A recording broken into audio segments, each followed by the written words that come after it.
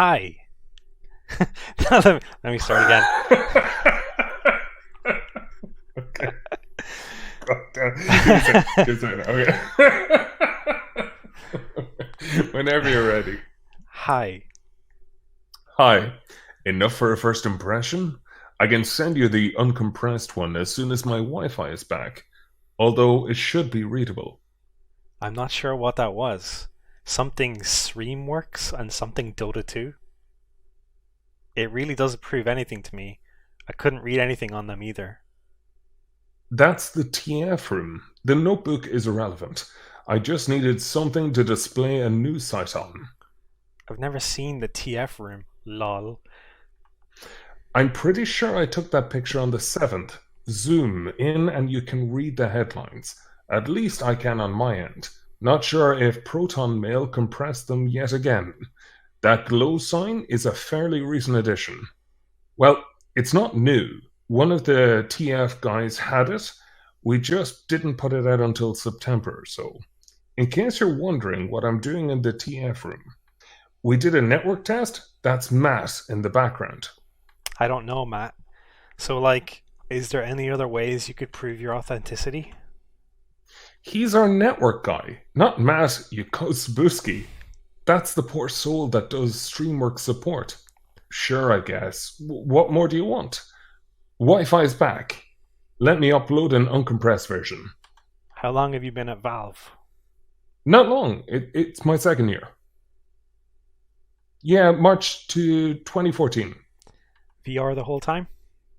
Kind of.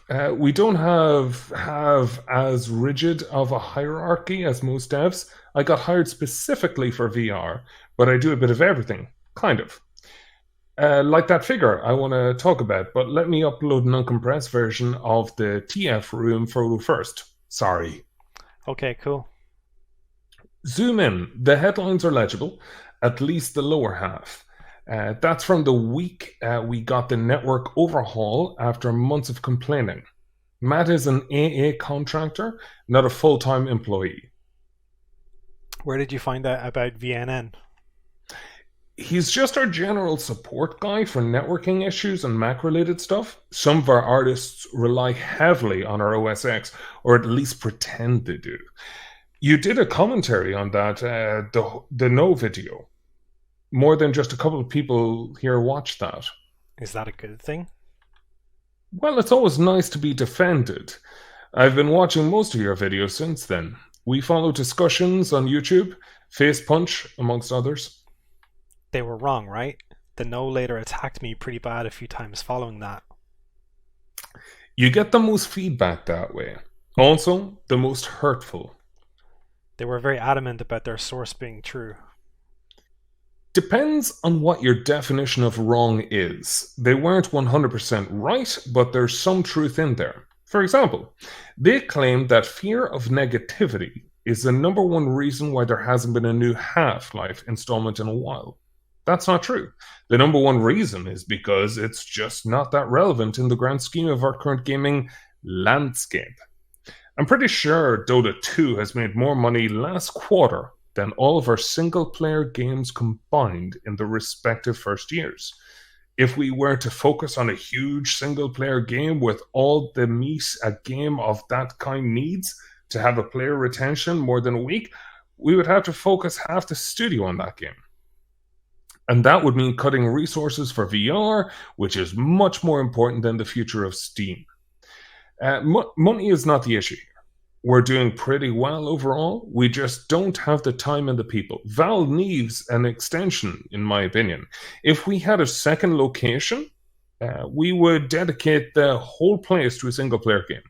But then you have to ask yourself, what could that second studio do instead of a single-player game? They could make an MMO, massive player retention, overall a much better decision business-wise. The only barrier for an MMO is its infrastructure, which is no problem at all for us. Of course, all hypothetical. There are no plans to expand, sadly. They were working actively on an MMO before I joined. That didn't come to fruition either. I saw the last few weeks of that project. That must have been my first demoralizing experience there. It would have been a perfect fit for VR too. Such a shame. Stars of Blood? That's out there? Yeah, it's well known. There's a lot of concept art, and Gabe talked about it in an interview with V back in 2013. Yeah, that was before my time.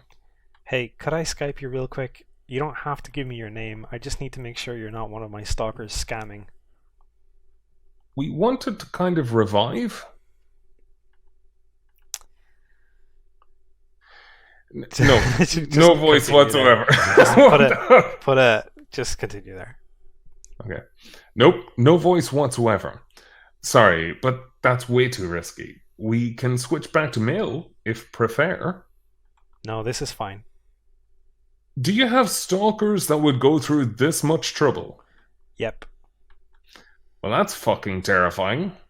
One in particular told a friend of mine she wanted to eat my girlfriend and take her place. And that is the one I'm worried about here. She's done things like this. What? Yeah. VNN is great and I love the work I do, but it comes with its cost.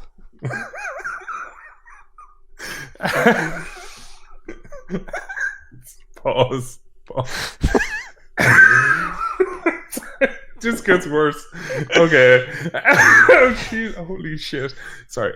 How do you attract those people? By doing harmless opinion videos. They're not even offensive in the slightest.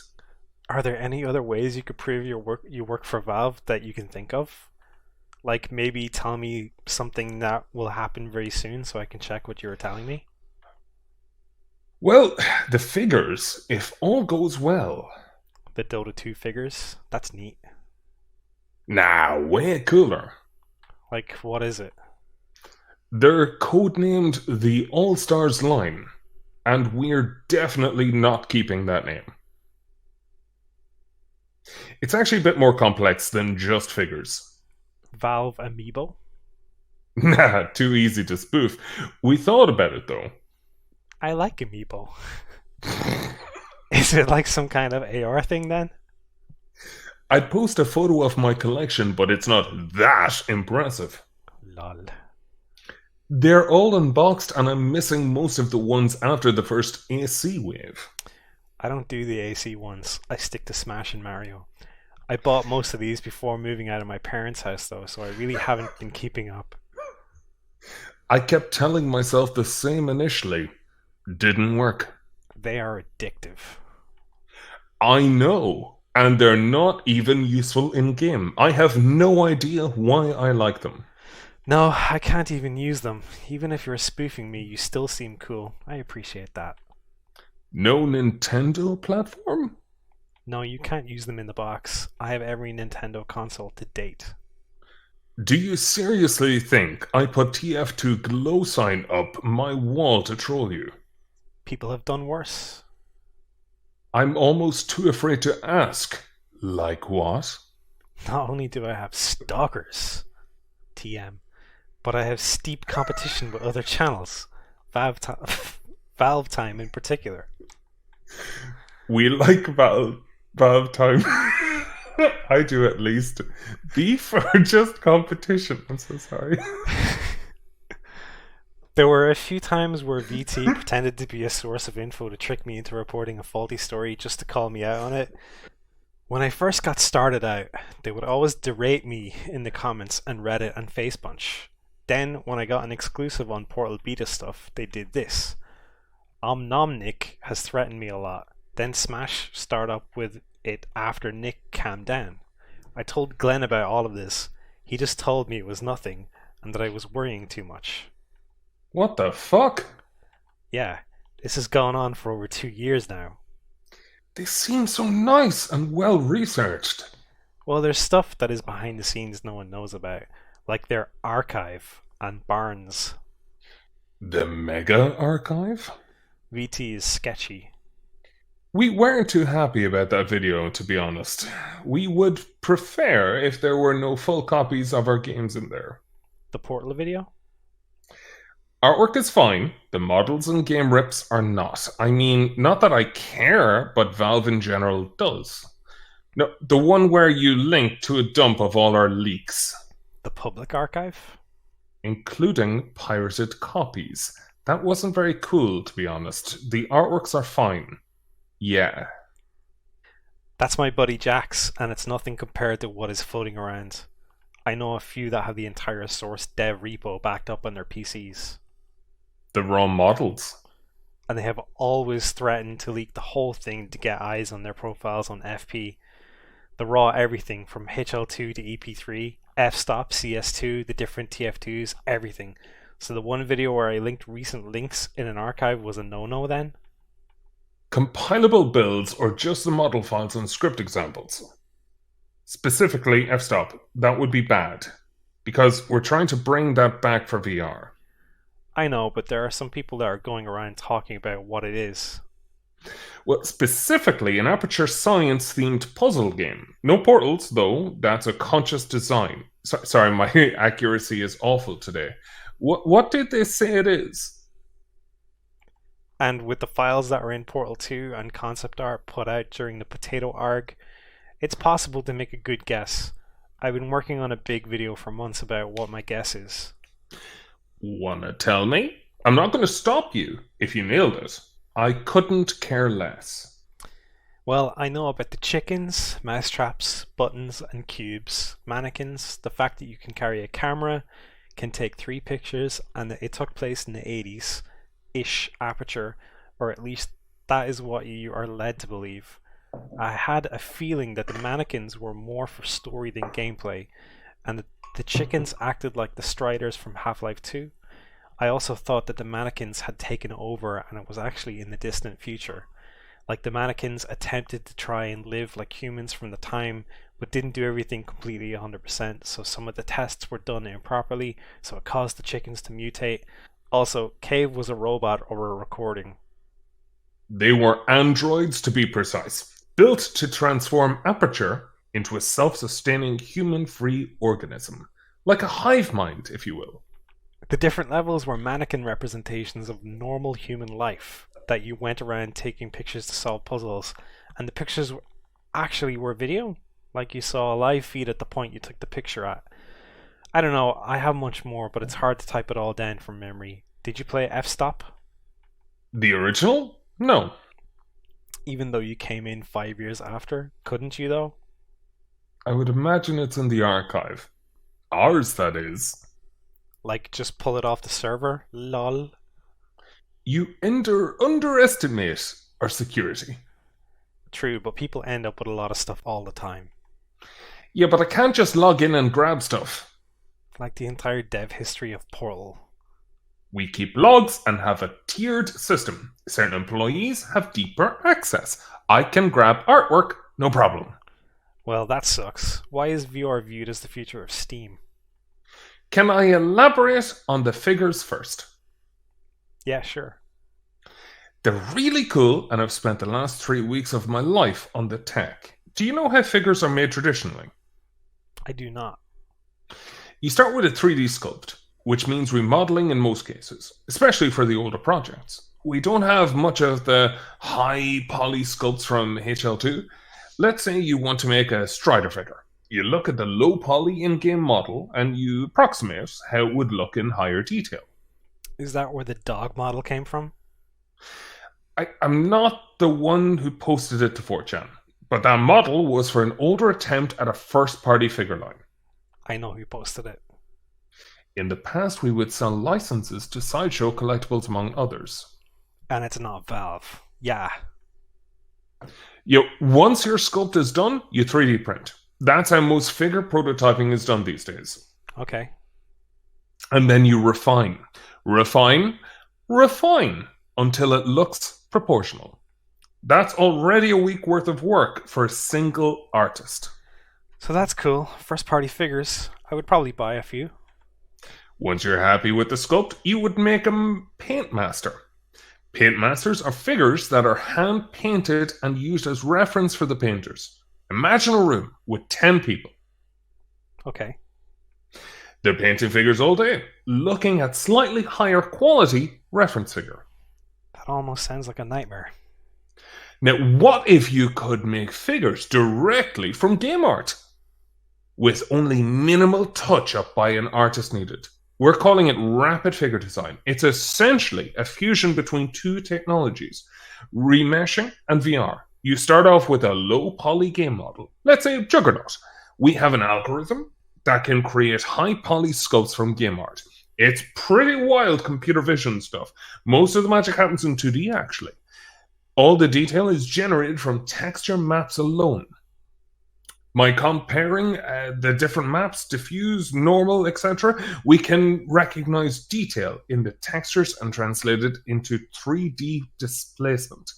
Like tessellation, but using a combination of maps instead of just normals. This is blowing my mind. This is from 2D art?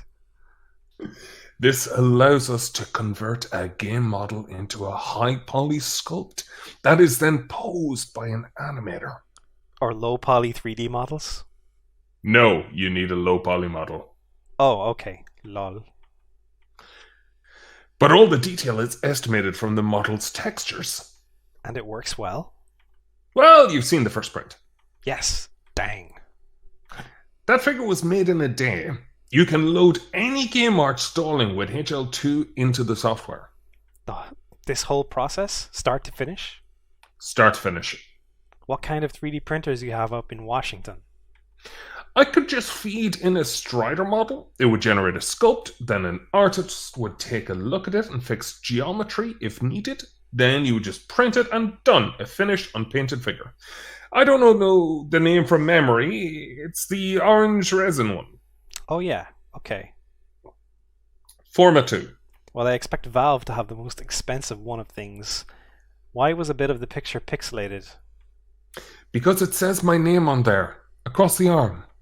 Oh, okay. So how long has this been worked on?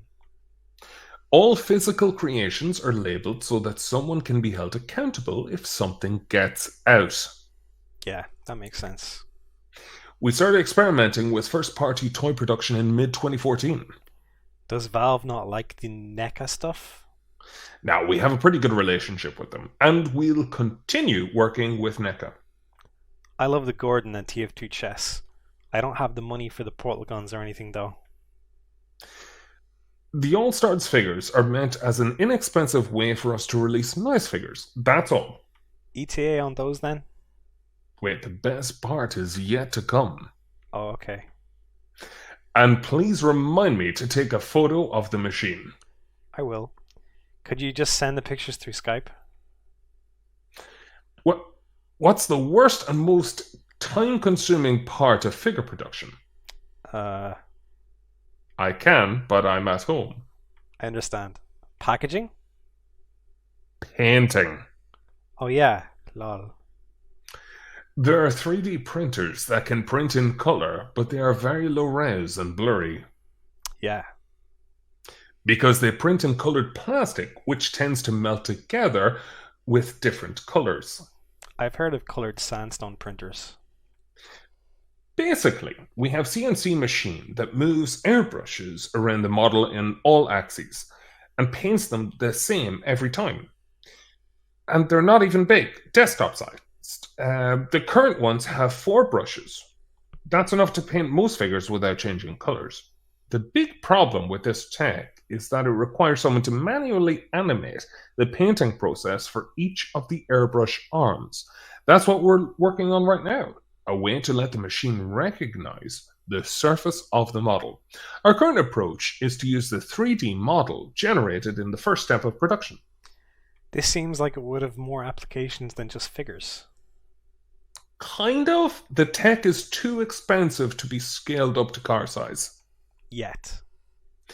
You would need giant robotic arms with multiple airbrushes on each. The beauty of it all is that it's so inexpensive for figures. Once the painting machines have the ability to adapt to any model, we could theoretically build figures to order. The goal is to release a tool that can be used to customize TF2 characters with items you already own in the main game. You can then order an exact figure of your character. Harmonix had something similar for Rock Band 3. You could upload your band and then get them printed, but instead of prints, ours will be professional-looking figures. How much would something like this cost? BOM on the 10-inch Juggernaut is somewhere around $20. If we can get it down to 15, we could possibly sell at 25. We haven't done calculations on distribution yet, but I think $25 at a revenue of 5, 7 per figure could be possible. The tech is about a year away from being production ready. The goal is to eliminate human labor completely for figure production. We're not going to market before there are no manual steps involved in our product, from order to arrival. Like even shipping and packaging? That's our distributor's job. We work with multiple distributors globally to ship the Steam controller. Once there are no manual steps involved in the creation, we can just ship machines to our distributors and they print for the customers of their region. Well, that sucks. Why is VR viewed as the future of Steam? Back to VR. Sorry, I'm obsessed with figures. I understand being obsessed with your work. Do you have a VR headset? No, I can't afford a TI. If you had one, you wouldn't be asking why we consider VR the future of our platform. It's one of the few things that you seriously have to try for more than just a quick demo session to fully grasp. The main appeal is that there is no next better thing than VR. It's quite literally the final frontier of entertainment. Everything you can imagine can theoretically be simulated in VR. I haven't even had a demo. You know, there is just no next thing. Once you can create convincing realities, there is no next step. The problem I see is the idea of cost. The other barriers to entry, such as the PC, the fact that sometimes people don't want to move around when playing games, and that when using controllers it makes people sick. Also wires. You've been missing out. Well, college does that to you. I'm also missing out on food that isn't SpaghettiOs. There are enough chances to get a demo, though. Not around where I live. PSVR had a tour not that long ago. Probably still do. I'm in the middle of nowhere, Ohio. We demo during guided tours if you ask nicely and make an appointment in advance. I'm not going to be in Belleville anytime soon. But there's surely a GameStop near you. A tiny one in a mall. They don't do VR demos there. Bummer. I understand the excitement behind VR, but is Valve working to pull the price down? Have you seen the Oculus keynote? Which one? They actually announced what they're calling Space Warp. It's actually pretty cool, to be honest. The latest one from earlier this month, the Vive and Rift do variants of reprojection, although differently, to keep head rotation fluid even during frame drops. Their new tech is kind of like that, but in 3D. They compare two frames and reconstruct a third one from the change in geometry. It's only a matter of time until we adapt this for Stream VR. Cool. It's kind of insane. You can even play at 45 FPS doubled with this tech, and it does not look or feel different from the real 90. No difference in latency even. So cheaper hardware. Latency. On the PC side of things. Yeah, they lowered the mini specs to 960, I think. Dang. Hold on, let me do that again. Yeah, I really want you to fuck this up 3 times. Dabk. Dan. Dang. The 1050 is confirmed to be the new entry point once that comes out. That's $150 card. Oculus is selling a VR-compatible PC for $500 right now. So Valve is justifying the expense of the hardware because of the lowering cost of the PC required? No, we're justifying it by how profound the experience you are in VR. The price halving is something we didn't even see coming. That what? Of price? Price, sorry. Yeah. Is Valve working to get that big game out then? Like, what is Valve working on for VR for software? We're currently seeking new partners, multiple, for the next generation, and we're planning to launch some kind of real game around the same time frame. We're working on a big update to Destinations. That seems to be turning into a social hub with the multiplayer stuff that just happened. which is probably going to coincide with the launch of Touch. What will it be in the update? We'll most likely roll out in chunks instead of one big update. The big one is in VR creation. Like Tilt Brush? The end goal for Destinations is kind of what Second Life was to early social gaming, just without the furries. Tiltbrush is strictly a painting app. You can't keep away the flurries? Furries? Destinations is supposed to become a social network over time. Over a long time. Oh, that's not what I expected when it launched. Where you can build your own places. It's actually inspired by WildStar. Will the programmatic stuff still be a focus? By the housing of WildStar, of course. Only for real places. Custom ones will have to be traditional models, because with photogrammetry, shadows are baked into the texture. And you can't make modular walls pieces that ways. For the real places, absolutely. So, like, what specifically will be in the next few updates then? Will the first signs of this be seen? The first sign was when we announced multiplayer in, I think, July? Yeah. And that update wasn't that long ago. The next one is probably going to be a reworked avatar system. We're also adding more complex interactions soon-ish. Cool. By that I mean minigames. There's an app called Altspace. Yeah?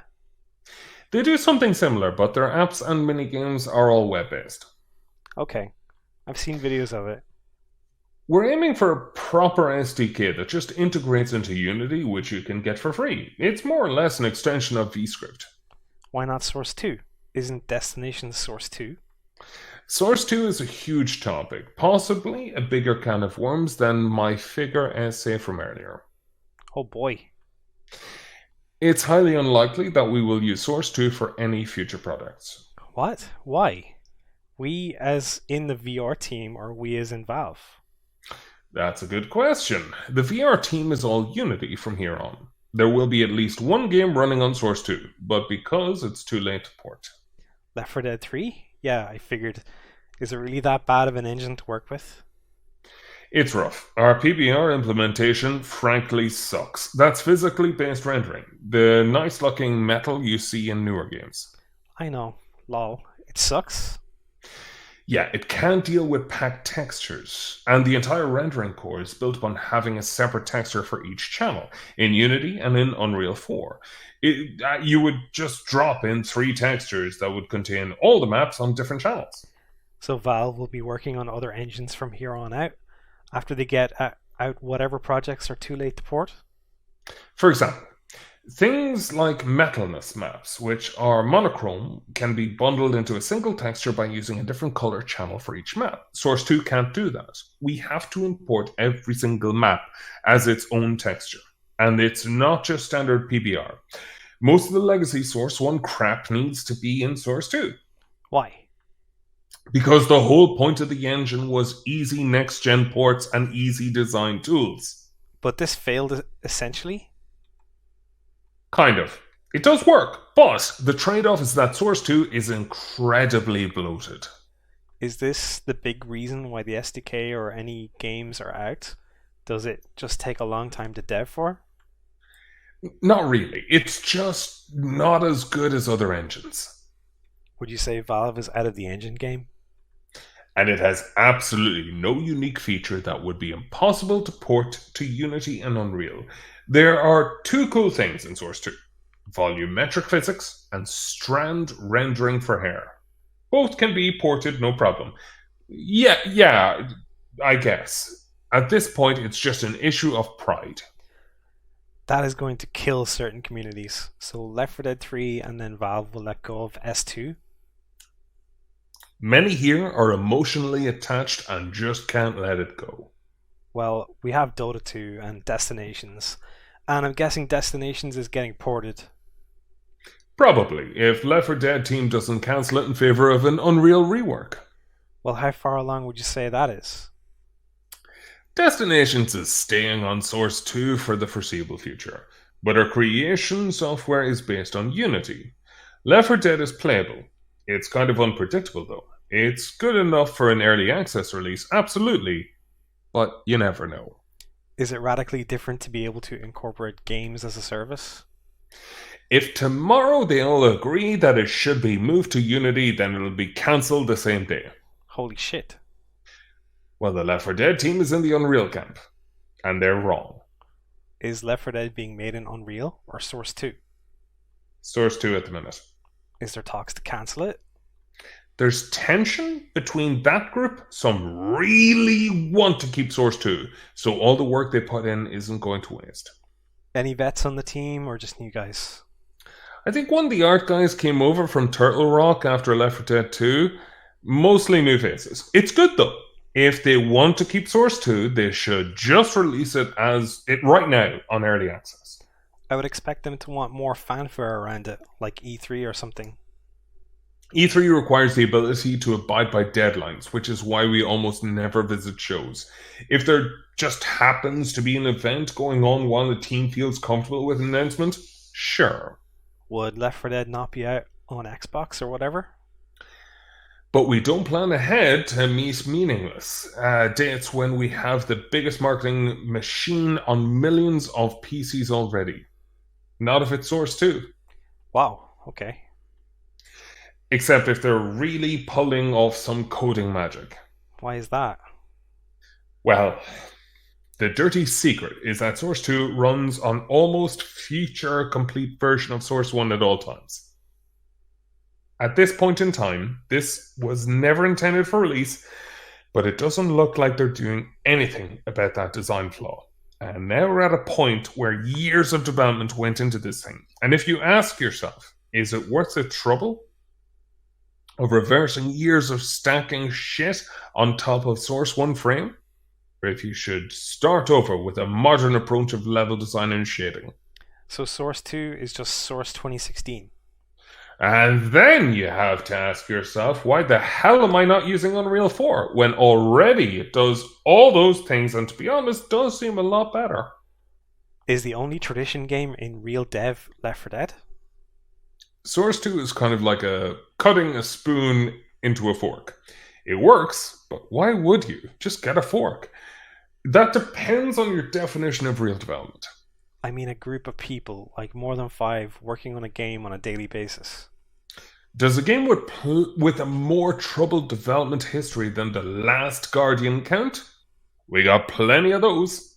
More than just Episode 3, SOB, and HL3? SOB is dead completely. I don't see it ever coming back. I figured. It was an MMO though. It's kind of like a mix between Star Citizen and Destiny. Cool. What other crap is in dev hell? And ultimately failed because their ideas were bigger than their time schedule. We tried to bring it back as a VR title and it would have been amazing. Was it canned before 2014? Open world questing, dynamic transitions between planetary FPS combat and space travel. Oh boy. Is that what the Quest citizens are? It was never really cancelled. It's one of these things that people start working on. Then my team picked up their work and dropped it too. From the Dota 2 leak, that was intentional. Oh fuck, here we go. We haven't had a leak since DOG. What? What? You are making me feel like a puppet, kind sir. At least I think so. Maybe you remember something? Okay, so everything left in Destinations was intentional? That I do not know. Okay, one sec. The HL3.txt leak. Come on. Do you think we're that stupid? This stuff, the HL3 leak, I figured was intentional, especially since it was like 2 days. Gordon in front of a Mac was kind of an in-joke. How so? We use that as the in-engine placeholder for the player spawn when playing seated VR. You can only see it if you're watching someone playing the Source 2 editor. HL3.txt and RPG.txt were intentional. Okay, why though? I'm not sure about Mac Gordon. That might have been an accident. More than Mac Gordon was found. HLVR stuff, along with more RPG stuff, was also found. Yeah, everything else is intentional. Okay, why? HLVR is the code name for my team's game. It's not Half-Life VR, is it? What once was F-Stop? No, it's a crossover game. Is it the Portal VR game? Crossover from Half-Life and Portal Uni? The story jumps between locations in BM East Pre, Cascade, and Aperture after the events of Portal 1. It's told from two different characters' views. I won't spoil anything, no worries. That's just the basic premise. Please, not story-wise, no. The gameplay is focused around perspective puzzles. Which is what F-Stop is, right? Was? I really don't want to give away too much since this is the most likely game to survive, but you can store depth information from different positions in a test chamber, and then you jump between them. For example, you can photograph a switch in one end of the room and an immovable cube in the other. Then you layer the two photos and they become one. Then you stick your head through the photo to teleport into that reality. I was almost right. That's the basic puzzle mechanic. I was so close to being right. I never thought of the photo layering bit. This is one of those cases where you can pretend like it's your idea. If you sell it right, it might generate a bit of hype around the concept. If you. I can. I'll send you the script when it's done. This isn't until next month. I'm working on a CSCZ video this month, and it's killing me. If you want to see artwork for a certain project, I might be able to help you out, as long as they stay confidential. I can keep it just here. If you could help me out with a few pieces of f-stop art, that would be a huge help with the video. Just art. I hope so. Don't use your inside scoop to impress VT. I don't talk to them. They usually message me to threaten or to give info on projects I'm working in. I have access to some f-stop models too. Only a few. Really old programmer art. We recycle them as placeholders for the current reincarnation. Cool. Portal 2 has the HUD, the texture sheet for the camera, and a few textures from levels. May I ask how much people on the outside know about what happened to Half-Life between episode 2 and today? Okay, well, Really curious about that because we keep hinting and no one really picks up on anything. there are a lot of people that claim to know. Just how much do they know? I've been studying this for a big video for February, March. There is one girl, Kay, who claims to know everything, and she is one of the people that also claims to have the source dev repo. She's going around telling people that it only recently started up dev again, like a month ago. However, the rest of her story is all over the place. Wait, Also, she is one of those stalkers I was telling you about. do you want me to summarize? Let me guess first. Okay, wait. Okay. There were multiple attempts, development resets, specifically 2010, 12, and 15. Multiple attempted, jeez, spelling. I give up, you win, keyboard.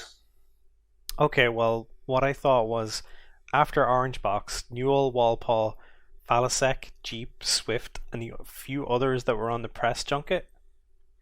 I'm going to be real impressed if you can guess the theme and setting of each iteration. Oh, hell no. Okay. Once the junket was over, the science fair started, and most of Valve's projects were put on hold, and this is where F-Stop and Time and Two Bots One Wrench came from. Episode 3 was being dev before this happened, but afterwards was stalled due to everyone wanting to go in and work on Portal 2. F-Stop stops in like 2009-ish, and the rest of Portal 2 takes shape with a big team until 2011. EP3 was forgotten in the chaos, and it wasn't until 2010 that dev restarted. However, with the bigger scope of HL3 instead of Episode 3. So far, so good? Now, during the Steam Pipe updates, there was a map that leaked that involved bringing gas tanks to a helicopter pad in the Arctic. This is very unknown in the community, however. It was the points to the idea that the initial Half-Life 3 was borrowing many ideas from whatever was being devved for Episode 3, eventually fleshing out Episode 3 into a whole game with a much longer story. But Dota 2. I know that Valve got the license way before 12, but Dota has quite the interesting history too. it didn't start the public beta around 12. And I always thought that most of the Half-Life people went over to work on the Dota 2 cash cow. Then CSGO became a much better game, and that took over manpower as well. Funny how you don't mention Team Fortress 2. However, Counter-Strike is dying down, and TF is nowhere near what it was. TF2 is one of my favorite games of all time. There are like 5 people working on TF2 at the minute. I think it's more fun than CS and Dota, and I know, they're not doing the best of jobs right now. The Halloween update was broken all weekend. Can't disagree. I should probably explain that one. Also, none of them would answer an email from me. In software development, there is what's called a shippable. That's a bug not severe enough to warrant a delay. Some people here consider all of Valve's OS X support shippable. They're not even that wrong, sadly. OS X is a tiny fraction of Steam usage, and most of the time, actually, always as far as I recall, we don't playtest on OS X. All of our playtesting is done in-house except for smaller things. And updates with a certain deadline won't get a dedicated playtest session at all. Usually we would all play TF2 for a day and write bug reports. And that doesn't happen with OS X at all. Everyone plays on Windows, and we have 3 Macs in the entire building, and they're all iMacs. You don't just have one guy with a Mac in the room? That's literally inside the TF2 room. It's infuriating.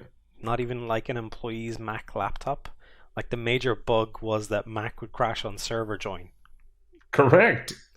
That went on for hours after the update was pushed. Affected a tiny minority of the total player base. I'm not defending them, but it's a business decising on their part. And sadly, the correct one. Alright, well, I use Windows. The financial dent from losing a couple of hundred players for a day or two is nothing compared to missing an important deadline. A whole week worth of playtesting and fixing would mean missing October. That's all. Alright. Back to Half-Life. Yeah, just tell me then, because I told you everything I have figured out so far. Okay. After episode 2, the Half-Life team tried to buy more time for their own final third episode by licensing episodes out to other studios. You probably already know that part. The planned order of episodes changed too. I know about Return to Ravenholm and Warren Spector's and EA and any others. Monolith, I think. Like Xenoblade people? The Fear people. Oh, okay. By the way, how do you know all of this if you started in 2014? Well, the first thing you would do on your first day at Valve? Look through everything? Play anything? This. Learn everything? I would do that at any game company. Okay, I get it. Monolith was supposed to do a horror-themed episode. The deal never went through, sadly. So no dev happened on that? None. There's a concept art, though. Have you seen it? I've seen 2. There are apparently more. Every piece in our archival system is numbered, and there are a few missing between them. So the numbers were going to be different? Yeah, it skips a couple of numbers that are filled up by nothing. What do you mean? Basically, you can look at a list of all archived pieces from PCs within the local network. Oh, okay. If you want to actually look at them, you have to input the number into a PC in our archival room, and you can view them from there. So tell me the story on exactly what happened. Or access them via FTP, which you're not allowed to if you're not a vet. Okay. After negotiations with Monolith failed, their artists left and their other outsourced episodes weren't progressing either. The team agreed to cancel all licensed episodes and to take a break from episode 3 to work on other projects. As soon as Portal 2 shipped, everyone moved back into the Half-Life rooms. Up until that point, it was just supposed to be a straight up sequel to Episode 2, starting almost exactly where Episode 2 left off. It would have probably been what you and everyone else expected: Half-Life 2 with snow and an ending. They were in that weird in-between period where Source 1 started to really show its age, but Source 2 was barely even and in anyone's mind. In 2012, they basically threw the entire concept of episodic content. That was a pretty big deal, actually, as someone were clearly convinced that all content from now on should be episodic to avoid droughts. So they started fresh and tried to really set a different tone than the previous games. 2012 Half-Life 3 was kind of a throwback to mid-development cycle Half-Life 2. By that I mean kind of dark, visually and thematically. I get sad every time I think about that particular reincarnation of Half-Life 3. It's by far my favorite. That period of Half-Life 2 is my favorite. Are we talking like Air, X, and stuff? We're talking cremators. From what I've heard, the cremators came originally from an entirely different project, but the team liked the design so much that they appeared briefly during Half-Life 2's development and again during Half-Life 3 in 2012. So I've probably seen every bit of that particular era there is. There's actually footage of the intro sequence. Remind me in a week, and I'll try and get it. Gordon would wake up inside of an unspecified dimension, apparently not Zen.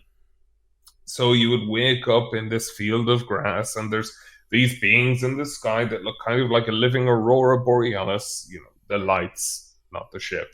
Like worms of light or something. I don't know what was supposed to happen after that, but it was definitely supposed to be the intro sequence. Not just for the demo, but in general for the game later on. The rest of my knowledge is from a story outline and a couple of artworks. So apparently you would wake up from that sequence and find yourself in the midst of a battle. Although you were supposed to be flashbacks to that place all throughout the game, where you would pass out and find yourself in that dimension. I don't know if that place is supposed to be real or a construct of your mind.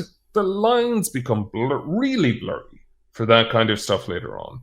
So you're in the midst of battle. There's a single piece of artwork to the scene. It's a city skyline with a swarm of ships or aircraft in the sky. There's apparently a full-on invasion happening. There are a couple more of their intentionally dreamlike scenes. There are supposed to be a recap what happened in the last years. 10 years apparently was, 10 years, not 10 flashbacks.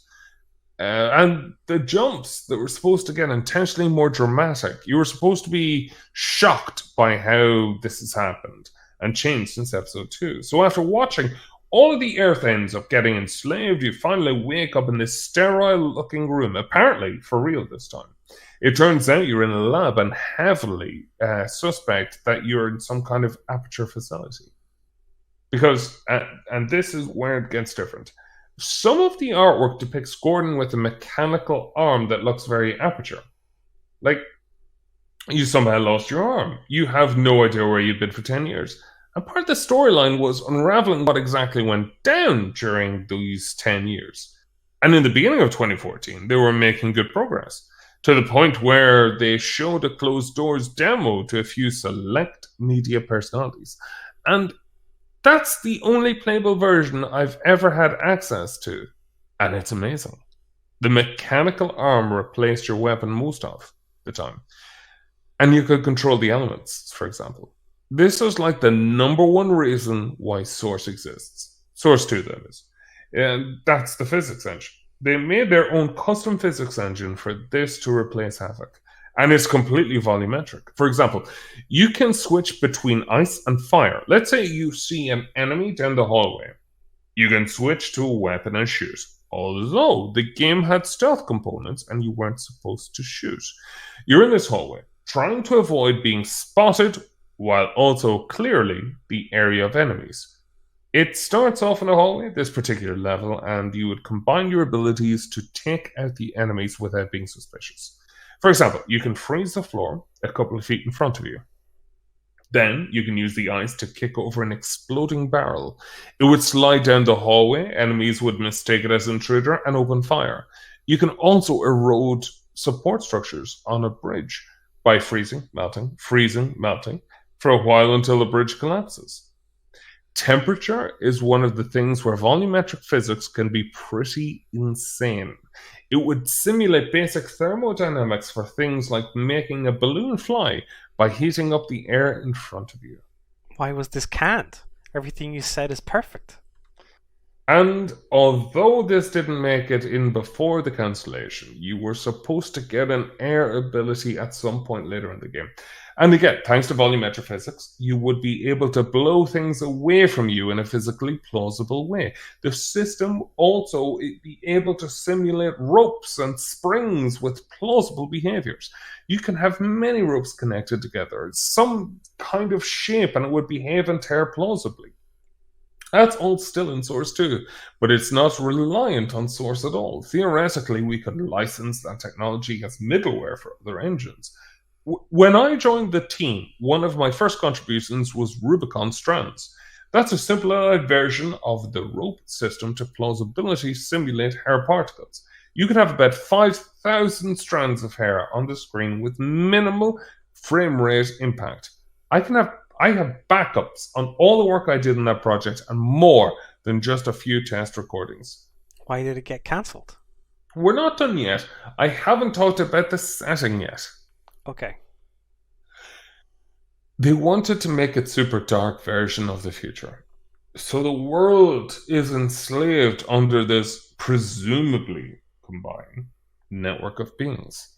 You're back in City 17 at some point, although not much is left. There's now a government of humans in place that have been selected by these beings as their representatives. Their job is to spread propaganda about these beings and to make it seem like a good thing. So in City 17, there's a new resistance group of people who live off the beings' radars. You join them, and I guess become their leader. You're scavenging for food with the group, and you stumble upon what looks like a factory. Well, it turns out they're making cremators in that factory. Every time someone commits a crime, or what the representatives view as a crime, the person would be mentally tortured until they are, I guess, ready to become a cremator. They are torturing them by somehow implanting hallucinations that drive them insane. Then the bodies are modified to be turned into cremators, who would then patrol the streets as police and light everyone on fire who doesn't abide by the rules. During Half-Life 2's development, the cremators were supposed to be used against headcrabs, not humans. The worst part is, that's where it stops. There's not much beyond that point. Games are rarely developed linearly. Half-Life games, however, are. The story is usually written alongside creating the levels. So that's where it ends in mid-2015 over creative differences. The writer apparently had a great idea how to finish off the story and connect it back to the end of Portal 2. The rest of the team didn't agree at all. Who was the writer? Laidlaw, and at least one co-writer. And it got cancelled due to the creative differences? They kind of decided that it would be better to part ways so that Laidlaw can focus on writing without constant whining by the designers. It sounds more dramatic than it actually is. That's why he left? Kind of, yeah. Apparently he wasn't too happy with his work in general and thought about leaving earlier. So it was cancelled because of Laidlaw. Wow. There's no bad blood, though, between Valve and Laidlaw. It was more of a mutual agreement to separate. So that leaves us with the 2015 restart. I would say it got canned because of the rest of the team constantly criticizing Laidlaw, not reverse. Why though? Because he had all the good ideas. This is just upsetting. The designers were just whining all the time how their opinion should be more important because it is a video game and not a book. I'm guessing these guys hadn't worked on Half-Life 2 or Half-Life 1. Nope. There isn't much left of the original employees, on Half-Life at least. Want to see the key art for 2012, 2015 era? Yeah, sure. It's not much, just key art to visualize the tone and the feel of the game. I really like that one. There's another one called Among Rats, but have access to it from at home. So what was being worked on there is completely gone now. It's a 20-ish people team right now, to my knowledge. That's not tiny by Valve standards, but nowhere near peak 2014. It's actually kind of exciting right now. Don't get your hopes up, though. But like, is it building off what they had or completely restarting? Walpole has done 2 recording sessions for voice acting this week. At least he booked 2. And he's not voiceover director on my project. For Half-Life? Presumably. Definitely not Left 4 Dead 3. So, 20 people. Is it still the same game? With Walpole working on it? I'm not sure if I should tell you this because it's kind of gossipy, but apparently there was a falling out between Newell and the design lead. Lots of shedding. They're fired now. The design lead and his minions. I heard about this actually, that there were firings, just creative differences. They're also not telling other groups what the hell they are currently doing in that room. So, you don't know if it's the same game then? They have a new designer, but no experienced lead at the moment. The most recent thing I know is that Wolpaw is not writing anything currently. But he is doing VO stuff? And I don't know what that means. They did change the story? How? Without writers? He had voice acting appointments. But I also don't want to get excited because every time I mention the 2014 era, they sound so nostalgic. Not in the good way, though. Yeah, if only we finished that idea way. Not a quote. That's just how it sounds to me. If he isn't writing, what is he doing? He's the voiceover director. But here's the thing. So far, he hasn't directed a story that he didn't write himself. But supposedly, he's not writing. And last time they got so secretive, things didn't turn out well. So far, internal secrecy has always been a bad sign. He wrote and directed Robot Repair, but it's been a while since then. That was over a year ago. No idea what he's doing. He comes to work every day. Well, he is in the secret room, right? The only secret room I am aware of is our VR R&D unit. The Half-Life room is accessible. Oh, then how are they being secretive?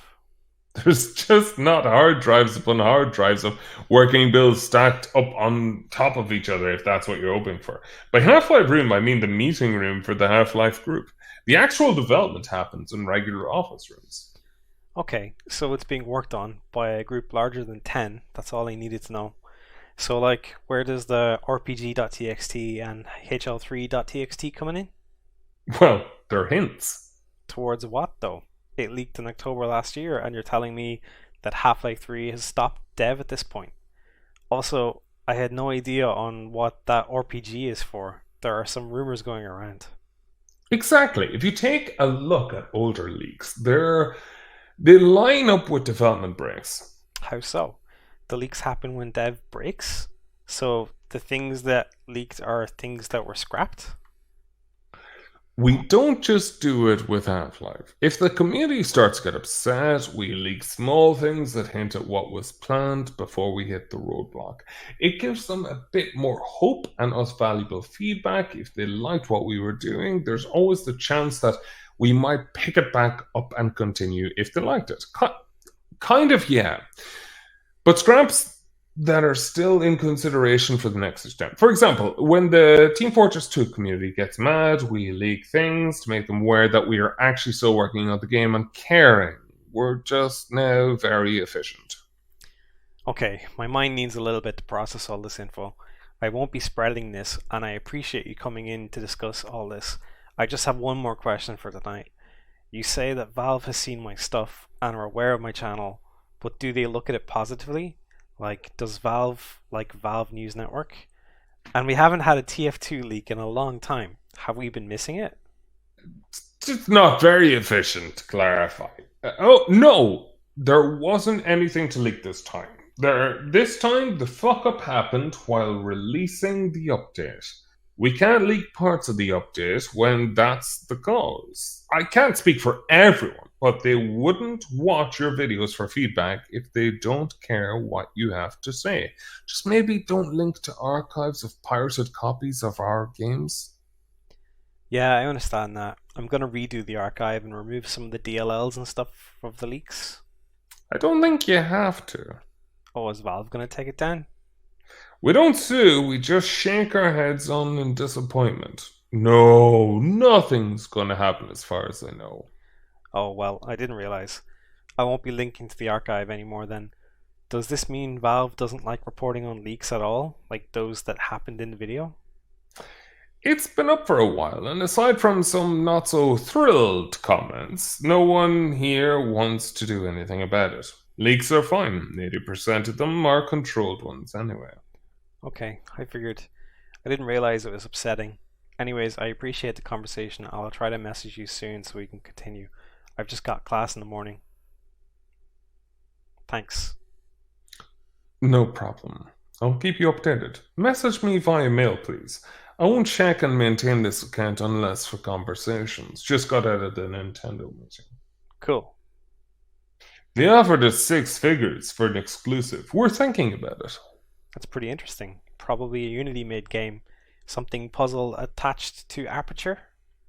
Could be Unreal. Most here seem to be Team Unreal, and NX supports it.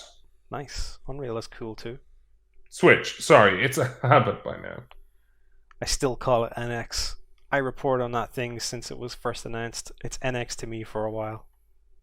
We got 5 of each. There are 2 versions. What do you mean each? One with just the screen part that looks more or less identical to the one in the reveal video, and the one with the box at the back with built-in LAN and control port. Oh, so a dev unit. Yeah, they're final internals though. Does the box one have like 2 coaxial looking things sticking out? They do. How do you know? It leaked the day before the reveal. Oh. So that's pretty sweet. Did they show anything of interest? We talked for almost 2 hours. They showed pretty much everything there is to show. Nice. Was that Mario footage representative of anything? How did you know they showed us Mario? Did you see the reveal? Of course. It had like 4 seconds of Mario or something. Oh, sorry, I thought you asked about the footage they showed us. It was like Samba de Mario Galaxy. Ha, kind of. They weren't very specific and refused to answer questions about it. They showed us 2 tech demos, one of which was a new Mario game. Did it look more like Galaxy 64 or 3D World? I'm getting Sunshine vibes. There were NPCs. Piantas or something new? Hidden UI, though, as in the trailer. Figured it would give it away. The stage they showed was a forest level. Oh? I'm guessing multiple settings, not just one. That could mean 64 style is back, baby. Little background on me. Galaxy is my favorite game of all time. Portal is close, but Galaxy wins it. There's an overview mode that switches to a top-down view of the stage. You can place waypoints, looked open world to me. I asked that and they refused to answer. Or maybe they are just big levels that have the main goal of the star, but side quests as well. Either that or the one connected world with multiple settings. Well, did they say if vet staff was working on this? Or no answers on that? They didn't even confirm whether it's an actual game or just a tech demo. But that seems to be fleshed out a bit more to be a tech demo. Looked way too good for just a demo though. All the assets look new and original. And this console is out in 5 months. It's too late not to be having full games nearing completion. Tech demos are for consoles 2 years off. Or to convince devs to work on exclusives. I know, right? This was the leak. Yeah, that's legit. Cool. It's a screenshot of the manual. Oh, nice. It's odd how they're still using the nunchuck port. I understand that the NES Mini uses it, but are they planning on having support for that? I'd do the same. Why make an entirely new design for dev hardware? No, it's to connect controllers for dev purposes. Dev controllers? Yes, there's no Bluetooth on the dev kit. Oh, okay. Controllers connect via wire. Does it just look like the Pro controller with the cable? It's just a Wii U Pro controller with a cable. They said we're getting final controllers as soon as they roll off the production line. Okay. Was the other tech demo Splatoon? No, the Atom demo by Unity. Oh, okay. It ran that well? It looked like 30 FPS. But it's the Atom demo. I don't know if they made any visual downgrades. On a handheld. But I doubt it. Looked as I remember it, they're using a custom Tegra class chip. Seems to be on par with Xbox One or slightly below. So they gave Valve 10 units and want an exclusive. Which is damn impressive for a portable. Did they show off the dock at all? They were very clear about not wanting to pressure us. We can just keep the kits and decide whether or not we want to do anything with them. Wow, they really want Half-Life 3. If we do decide to, they would offer between 150k to 400k depending on the franchise. They actually do want Half-Life. They specifically asked for an exclusive Half-Life spin-off. I could see a Portal thing, no problem, like with co-op for those controllers and stuff. Who all was in this meeting? Like, did Gabe seem at all interested? Around 20 people, Gabe and a few other core members were there. He was as impressed as anyone else in that room. Oh, well, that's cool. I tried real hard not to go all fangirl on them. Is it really that impressive, hardware-wise?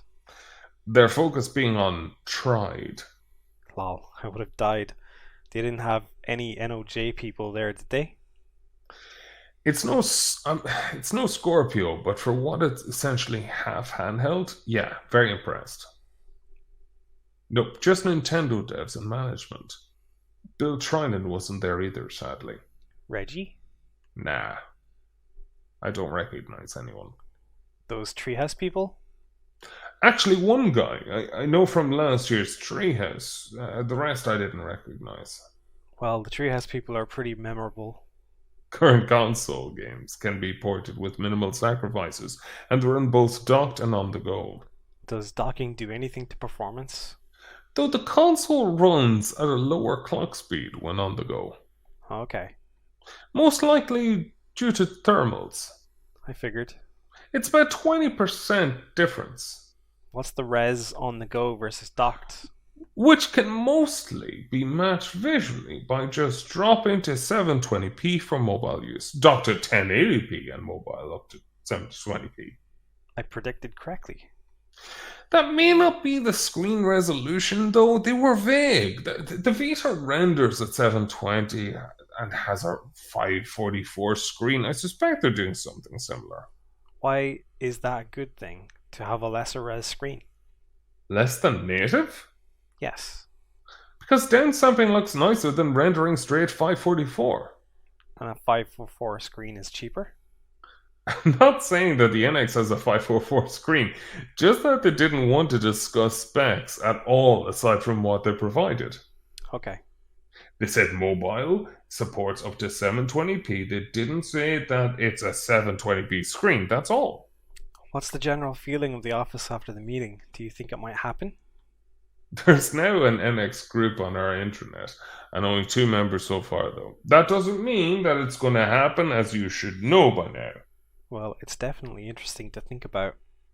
They gave us a quick overview of the concept and their goals. Anything more than the reveal went into? Basically, NX is their only home console, but it may not be the only handheld. That depends entirely on the success of the Switch brand.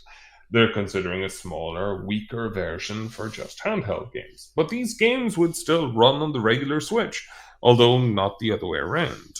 Could one of the games be programmed to run better depending on the configuration it's played on? Yes, they don't enforce parity between docked and mobile. You just don't have to make your docked game work on mobile if you don't want to. But there has to be some kind of equal functionality on the go. We don't have docks, by the way. Why? The dev kits don't have bottom I/O. There's a white plastic bar at the bottom because the EDEF has HDMI and an extra fan. Oh, okay. EDEV is for capturing and prototyping, and SDEV is for playtesting. You can upload builds to EDEV via LAN. SDEV can only read flashcards, of which we've got 50. How large are they? A literal box full of cards. 25 gigs. There are bigger ones on the way. Okay, good. 25 should be the target though. Or 24, I think. SDEV have UI at all? Not much beyond what's shown in the photo. Okay. There's a setup wizard in the beginning to sign up for a Nintendo account and for language and location settings. So they're pushing My Nintendo? You can pick up your location freely, though I'm not sure if that's staying for the retail release. I have a strong impression that it's region free. It's already confirmed to be, or at least semi-confirmed. There was an NOE rep that said it would be, and then the interviews was taken down. We had to fill out a survey. About what? They asked for things like, would you be interested in an achievement system? Yes. It's 5 months, Nintendo. Do you think that March date will stick? And if achievements should reward a currency that you can spend in games, like play coins, 5 months is more than enough to add achievements. March is going to stick. There was a patent app out talking about that. One interesting thing is, they didn't talk about this and I forgot to bring it up, but the documentation suggests that you can emulate touch input via IR. You can use touch on the go or pointing at home. Not sure how that's going to work without Wiimotes. There are at least code snippets to get the location info of an IR cursor, and they use the same function as touch interaction. That's weird. Maybe the Joy-Cons would do it? That's the weirdest part. We didn't get any. What? They're not ready to be released. Okay then. So the final design is not done? They want to reveal some secret about them publicly before they risk leaks. No, they're done. What do you mean? Just not ready to be in the hands of devs. I think the secret is that they double as Wiimotes. I thought it wasn't backwards compatible. It isn't, but I suspect you can flip the Joy-Cons around, and there's an IR emitter on the other side. You just switch hands. Noticed how they never show the bottom in the video? Bottom? I did, yeah. They're bringing back the web framework. Old Wii U projects that can be ported with literally a single click. Okay, cool. The button layout is what doesn't make sense though, for it to be used as a Wiimote. Why not though? The stick is at the bottom at the left Joy-Con. If you switch hands, you still have buttons under your right thumb and a stick under your left. I'm almost certain that's the reason for an asymmetrical stick layout. The stick is at the top. If you flip the whole thing around, you're still getting the same layout. Oh yeah, okay. It's essentially the same as Wiimote plus Nunchuck. You're just missing the B button. You have the triggers on the back. Those could work, maybe. You would have to press them with your pinky. Boom. Well, there are dual shoulder buttons at the inside. The part that slides into the screen, at least that's what it looked like in their photos. I thought so. I figured it would have to. Hey, I'll be right back. I have to run out and do something. I'll be back in under an hour. Is that okay? I don't think I'm available for more than 20 minutes. I haven't been at the VR office all day, and there's a lot of work to do. Okay, well, I have a few questions. Answer them when you get time. Sure, just write them all down as a list and I will work my way through. 1. What's the progress on the VR game right now? 2. Was Alex or Kleiner in the 2015 era? 3. Why did you come to me to tell me this stuff? 4. Will there be an entire hardware revision of the Vive soon? 5. Is Valve's relationship with HTC still good? 6. Is it not known exactly what HL team is even working on anymore? 7.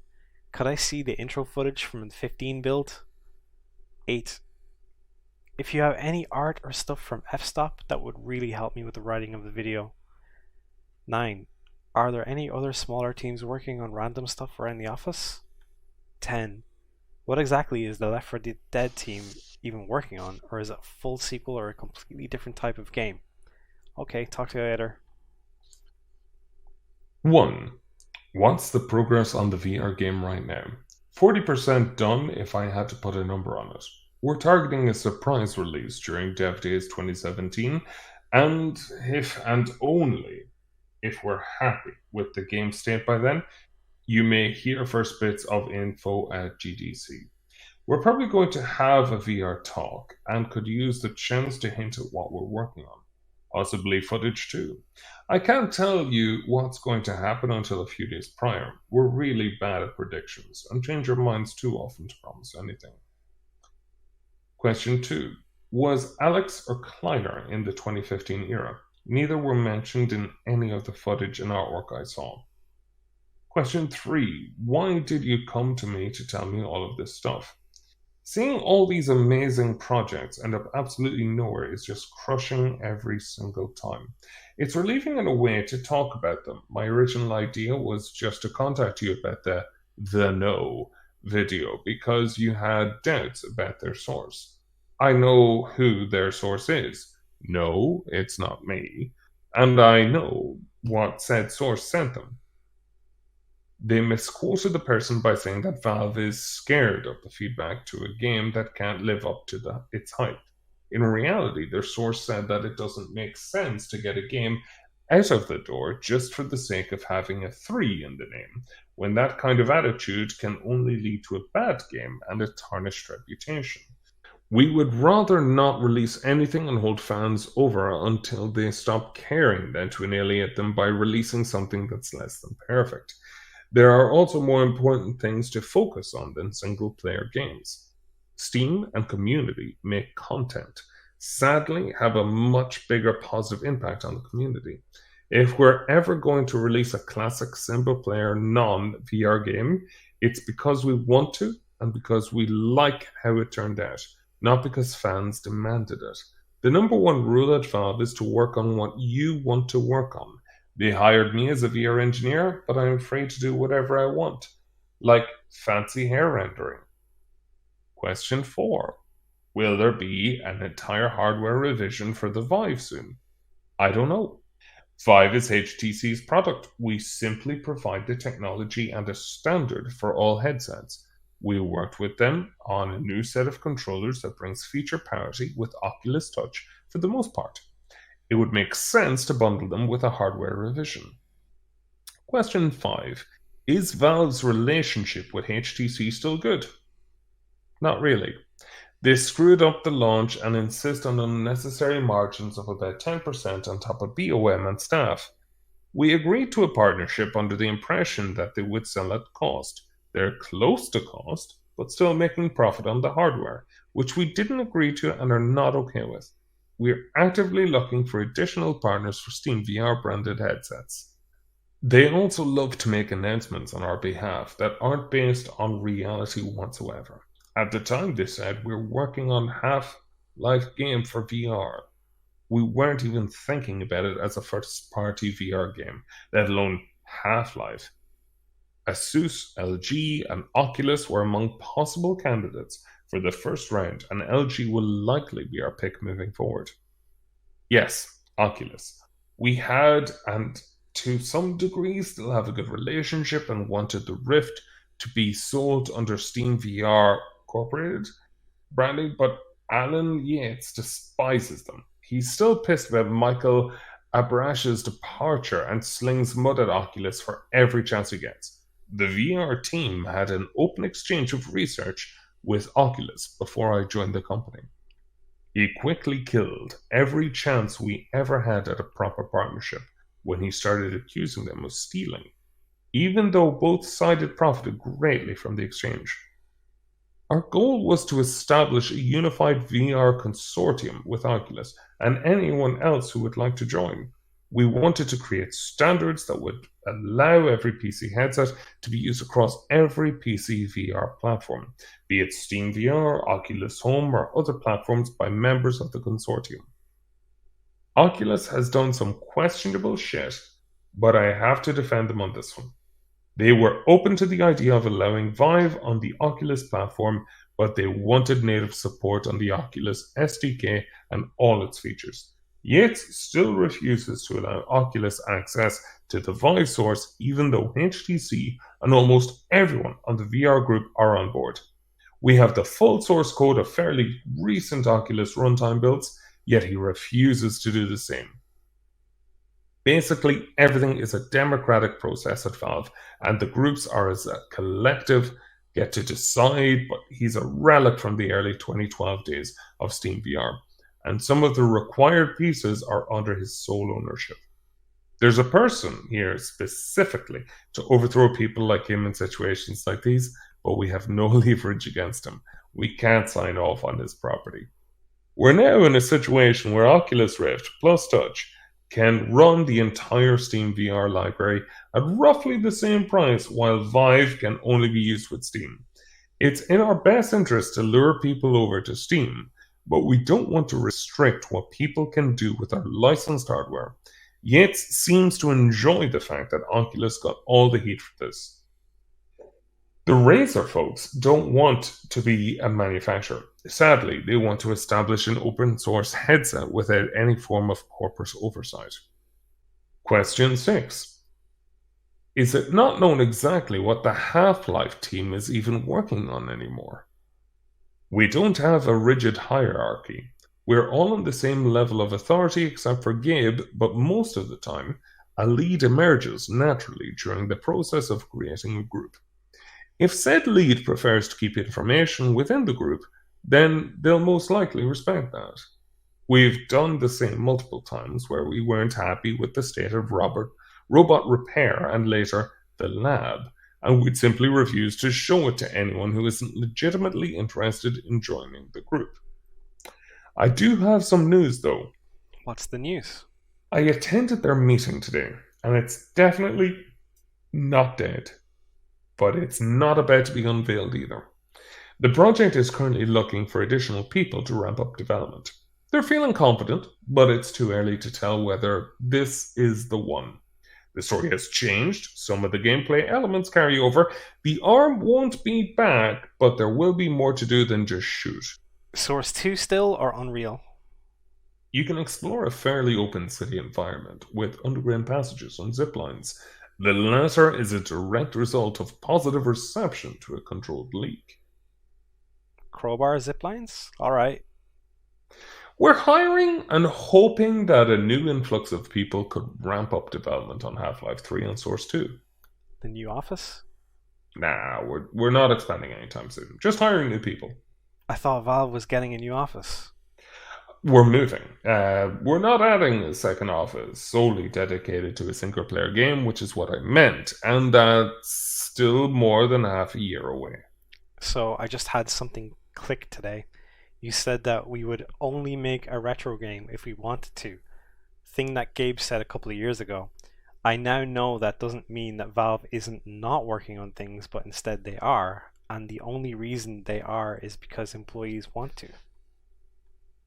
Our main reasons are that we can't do VR in the current building as the room requirements would get out of hand fast. For our VR game, we're going to need a whole floor for simultaneous playtesting. Our approach for the lab was work from home, which is a problem if you can't find a decent amount of people internally with big enough rooms to test at max play area size.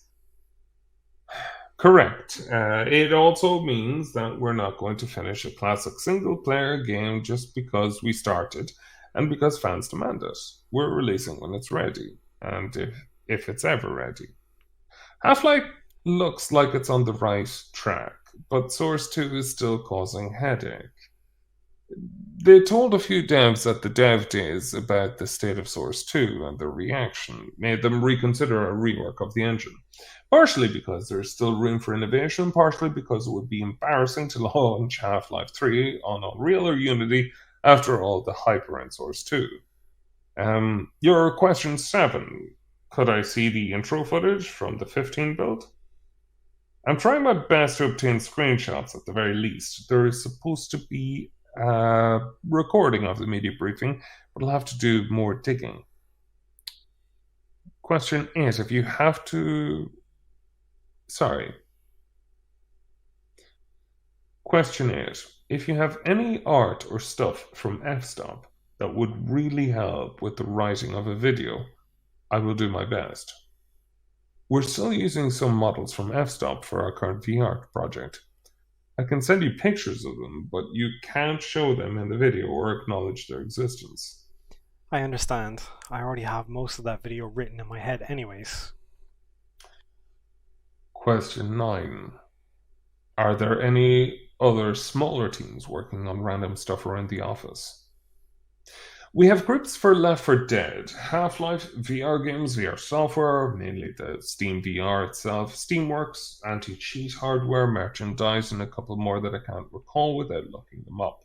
The hardware group made our Steam controllers, and they're working on a revision.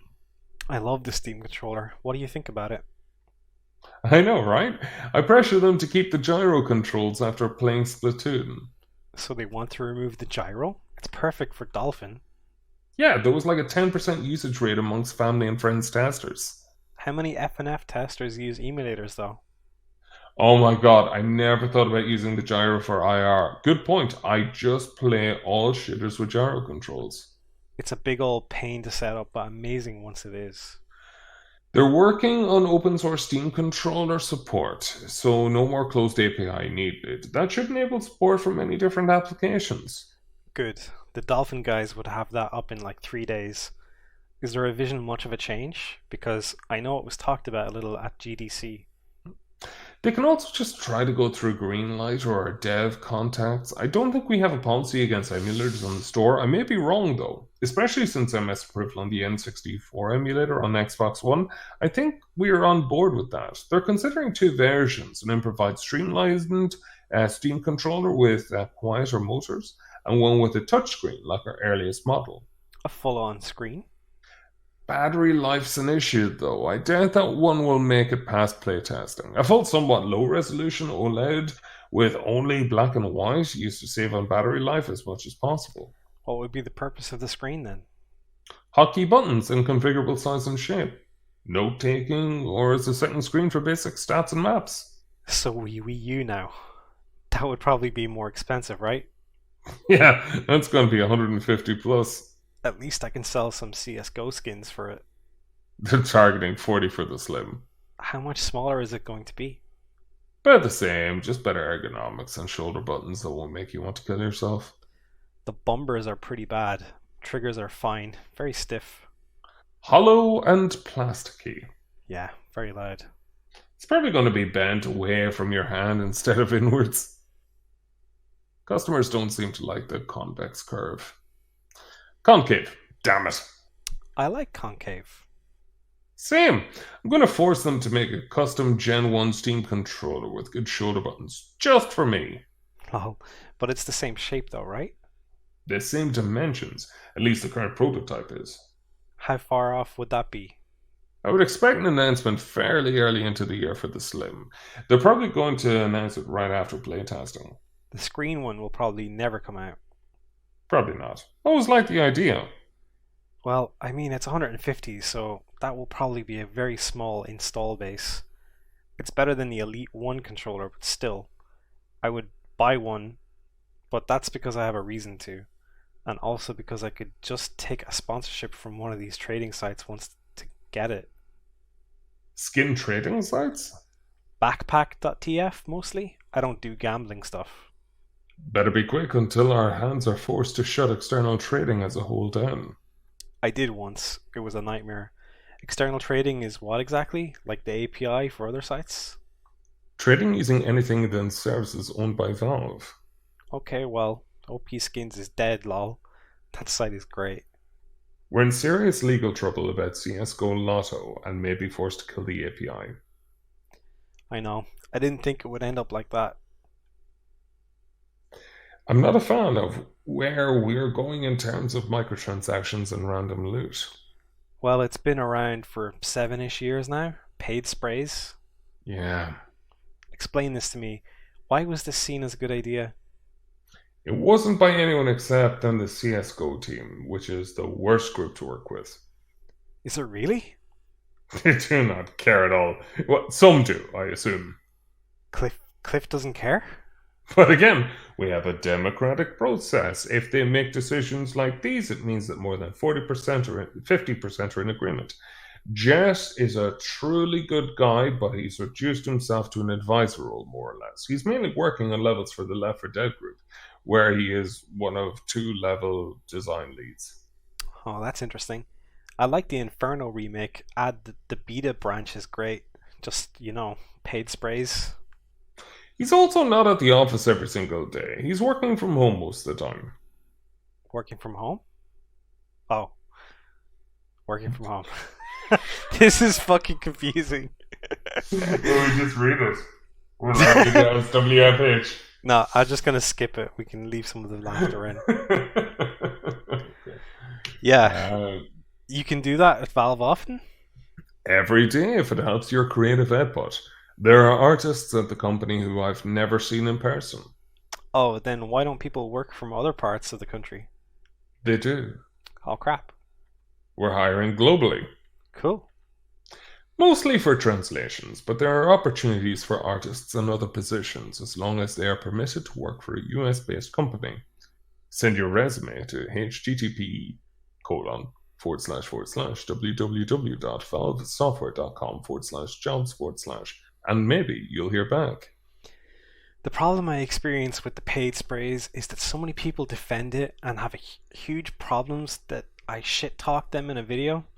If it was any other company, it would have been downvoted to oblivion, but because it was Valve, they defended everything. I don't think the CS team doesn't completely care. We have been getting more Reddit comments, and the whole EP2 beta branch joke was funny. I always like the whole set your own goals setup at Valve, mostly due to the fact that I do that every day already. I know it would never happen, but I've had an idea and started writing a huge documentary on Valve, the games, and all the cancelled projects that are known. I'm gonna do it, but it would be amazing to get it made on some official level. Like, get some interviews and some art and stuff. Like my Portal video level of writing, but about the whole dang history of the company. Yeah, I am surprised at how much goodwill there is left for us. http://www.valvesoftware.com/jobs/ click on Have a Better Idea. I know. Send us a detailed overview of what you want to do. Very nervous about that. Wanted to wait until I get a bit bigger. I wanted to get better at making stuff. Like, I'm pushing myself to make one doc video a month. That's pretty impressive. You're doing this all alone? 10. Question 10. What exactly is the Left 4 Dead team even working on? Is it a full sequel or a completely different type of game? It's a different approach to the same concept, one that works for screens and VR. It's titled Left 4 Dead 3 at the moment, but they haven't decided on a final name yet. Calling it Left 4 Dead 3 might lead to some anger at the changes calling it Left 4 Dead. Cool subtitle here would sell less copies. You're going to see a few first leaks soon to gauge how the community feels about some of these changes. I don't understand why they're not just releasing it on early access. That's what the platform is for. The game is playable and has an already higher level of polish than most third-party releases on Steam. Maybe someday I'll wake up and they'll stealth release the game overnight on early access. We're making progress on an adaptation of Oculus Spacewalk tech. Say about a month until it's out. We've just finished our work on asynchronous reprojection, which is now live on the beta branch. That's an adaptation of Time Warp. I think we need wacky names for our tech too. There shouldn't be any frame pacing issues on Steam VR from now. I haven't had a chance to thoroughly test it through. We just set it live on the beta branch after it came out of the Nintendo meeting. I voted next week, but oh well. Whoa, the NX group has 6 members. I do all my work by myself, except for a close friend that I discuss and workshop ideas with. I almost want to switch to that group for a month or so. Lol. Alright, I'm joining them for a day to see what they're up to. The Switch group or the Half-Life group? Switch. Cool. So if enough people want to, then it would happen. Like, that's the only factor at play here. Yep, Awesome. Gabe is our entire management. Like, it would probably cause some initial backlash, but I would sell incredibly well. I know, he's a nice guy in real life. That's my main concern right now. I'm thinking a Half-Life NX announcement would cause riots in the streets. It wouldn't have to be Half-Life, though. Yeah, Gabe is nice. He's kind of a weirdo, but in a good way. Like, quirky, Yeah, knife collecting, exercise ball kind of guy. like thousands of knives in his office, quirky. Exactly. So, Dwight Schrute. I haven't seen a single episode of The Office. You what? I'm not much of a TV person, and I'm binging on Always Sunny at the moment. I recommend The Office a lot. It's the best. Which one is considered the better version? US. UK is okay. It's too hyped up. The characters in US are so much better. Specifically Jim, Dwight, and Pam. I might be biased due to growing up with the show, but it's great. Are we allowed to say that they're wrong? Uh, Sorry. I agree. They're wrong. Okay, okay. I'm gonna give it a shot once I'm done with Always Sunny. Season 1 sucks. Gets good halfway through season 2. Then it stays great for the rest of the show. I'm sitting in the back of our improvised NX room pretending to check Twitter. Dang, how long are people at work? 10, 17 usually. Hours a day? But we can stay until 22 if we want to.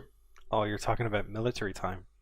Nah, 10, 17 as in 10 a.m. to 5 p.m. I'm used to the 24-hour system because that's what we use for scheduling. People stick around until 10 p.m.? We're on the same weird open source scheduling system because it's the only one that works with our databases without the need for custom software. If they want to, sure. We have an arcade, a massage room, and 2 lounge rooms. Why wouldn't you stay a bit longer than chill? I can't complain about my schedule or treatment here at all. I don't think there's a better place in the industry. No one is ever forced to work in crunch mode. We can stay however long we want, as long as it helps with our creative output. It's salarized work, right? Yes, an hourly system would work against our core concepts. Yeah, that makes sense. That's also why projects tend to die off. There is no one who forces you to work on something you don't enjoy. Yeah, I know. But it's also why when things come out, it's great. Exactly. No one told me what to do or where to go on my first day. They gave me a fancy handbook and told me to join whatever project looks fun and is vaguely VR related. I love the handbook. We're constantly making changes too, which pretty much anyone at Valve can contribute to the handbook. I'm away for 20 minutes or so. I gotta participate in the discussion. This is way too interesting. No problem. What are your thoughts on Half-Life real-time strategy game during the 7-hour war? We're thinking there's a lot of potential for touch and IR controls that we can explore a mostly untold part of the timeline. We're not sure how we would make that work considering the humans lose, but I'm sure we can figure something out. I think that is a great seed of an idea. Possibly start right after the cascade. Maybe have the tutorials be in BM against easy mobs like head crabs and stuff. Maybe not have the whole game be about the 7 hours away entirely, but different eras, like the cascade, the initial invasion, 7 hours, and the following rebellion. Maybe have a few funny Freeman appearances. That's brilliant. A perfect way to close any gaps before and during the events of Half-Life 2. Thanks, man. Especially what the Resistance is up to before Gordon shows up. We can retell the Battle of City 17 from their point of view. Then use the events of Half-Life 2 and maybe use it as the precursor to the future story. I need an honest opinion. Do you think people would get mad if we unveil this before Half-Life 3? Yes. Initially, however, the internet always gets mad about everything. They will calm down. I don't know, man. If it's a good game, it will speak for itself. Think Paper Mario Color Splash. I know, but Everybody hated the trailer, but then it got good reviews and now it's regarded as a good game. Honestly, anything Half-Life will make people excited. Yes, it's being on a Nintendo console will cause some friction, but the Switch is everything people are talking about. 76 isn't exactly what we would consider a good game, but I get what you're saying. And the fact that Valve is on board will sell some units. Well, I know, like, okay, how hard would it be to announce it along with, oh yeah, we're working on it? The only thing people want is, we're working on it. That's all. I don't know, I think there will be riots. I don't know how active you are on or Half-Life, but I'm in there every day. People are crushed because they're getting nothing. This is something. Active enough to be depressed by proxy. Valve would have to make it clear that this is not Half-Life 3, and not Half-Life 3 is still going to happen eventually. Express what you expressed to me about how it needs to be made in the perfect situation to be able to meet or exceed expectations. Even if we're starting the reveal off by stating loud and clear that this is not Half-Life 3, we'd still get disliked into oblivion. It may be in dev hell, but eventually it will be finished once you guys hit that stride, which is probably about to happen anyways. Yes, initially, but the internet is a very volatile place. I'm not sure. Most likely Half-Life 3 that doesn't immediately answer the Eli question will be disliked just as much. We've had protests in front of the office twice this year alone. It's not even funny anymore. Well, yeah, I know. Those are all over the internet every time. Look, I know this community better than most, and yes, the general public will probably be iffy, and the hardcore fans will be divided. But if you make a great game, it won't matter after the release. All you have to do is announce it along with, this is not replacing Half-Life 3, we are still working to make the perfect Half-Life follow-up. Also sub to VNN. But do we want to nuke our reputation and goodwill from the community for 300k and 80% of sales? Because that's their offer for something canon in the HL universe. But you wouldn't be doing that if you communicate what the hell is going on. Even in somewhat broad terms, don't get into the specifics about each version of the project, but instead explain how Valve works, makes parallels to TF2 and Half-Life 2, and people will understand. Look, this game wouldn't exist because of funding by Company X. Has never in the history of gaming been a successful attempt at damage control. The problem Valve is in is that people think that Valve is money grubbing, and that you won't release the game because you don't care anymore. Most people think Valve doesn't care anymore. Just look at how mad people get every time there's an Oculus funded exclusive. We're trying to stay out of these things for good reasons. And that all you want to do is VR and paid sprays. Well, Valve really hasn't been in game releasing for a few years, and the market has changed. If you try to release anything, there will be drama, and Valve has already had its drama over the last few years. And then we're finally announcing the next installment of the Half-Life franchise. All eyes are on our reveal stream, and then the trailer. A fucking NX game. With no chance of a PC port. MYM, paid sprays, getting CSGO'd, the Manila Major, etc., etc. Would a PC port like a few years down the road be completely off the table? Isn't it a running gag by now that Half-Life 3 is going to be a Wii U exclusive? I've seen that more than once on the subreddit. Don't hype it up as the next Half-Life game. It is, yeah. We can't make it come true. Old meme, but yes. But it's not Half-Life 3, and you know that this could be a great game. Like revisiting BM. I think there's only way to do this right. Yeah, it's announcing it along with something from Half-Life 3, but that's completely up to you guys. Even a teaser with no gameplay. Half-Life 3 teaser, and then tune in tomorrow to Nintendo Direct to learn more about an upcoming project. Just a number 3. Just show a number 3. But then there's going to be confusion about whether the strategy game is 3. Not if you communicate this right. Dude, we don't even maintain our Twitter. Yeah, hire me as community manager, lol. But seriously, it can be done right. You should seriously apply as community manager. I know, I'm padding out a resume. Let me finish my ideas for the rest of the year. I'm still trying to finish college as well. You should do that first.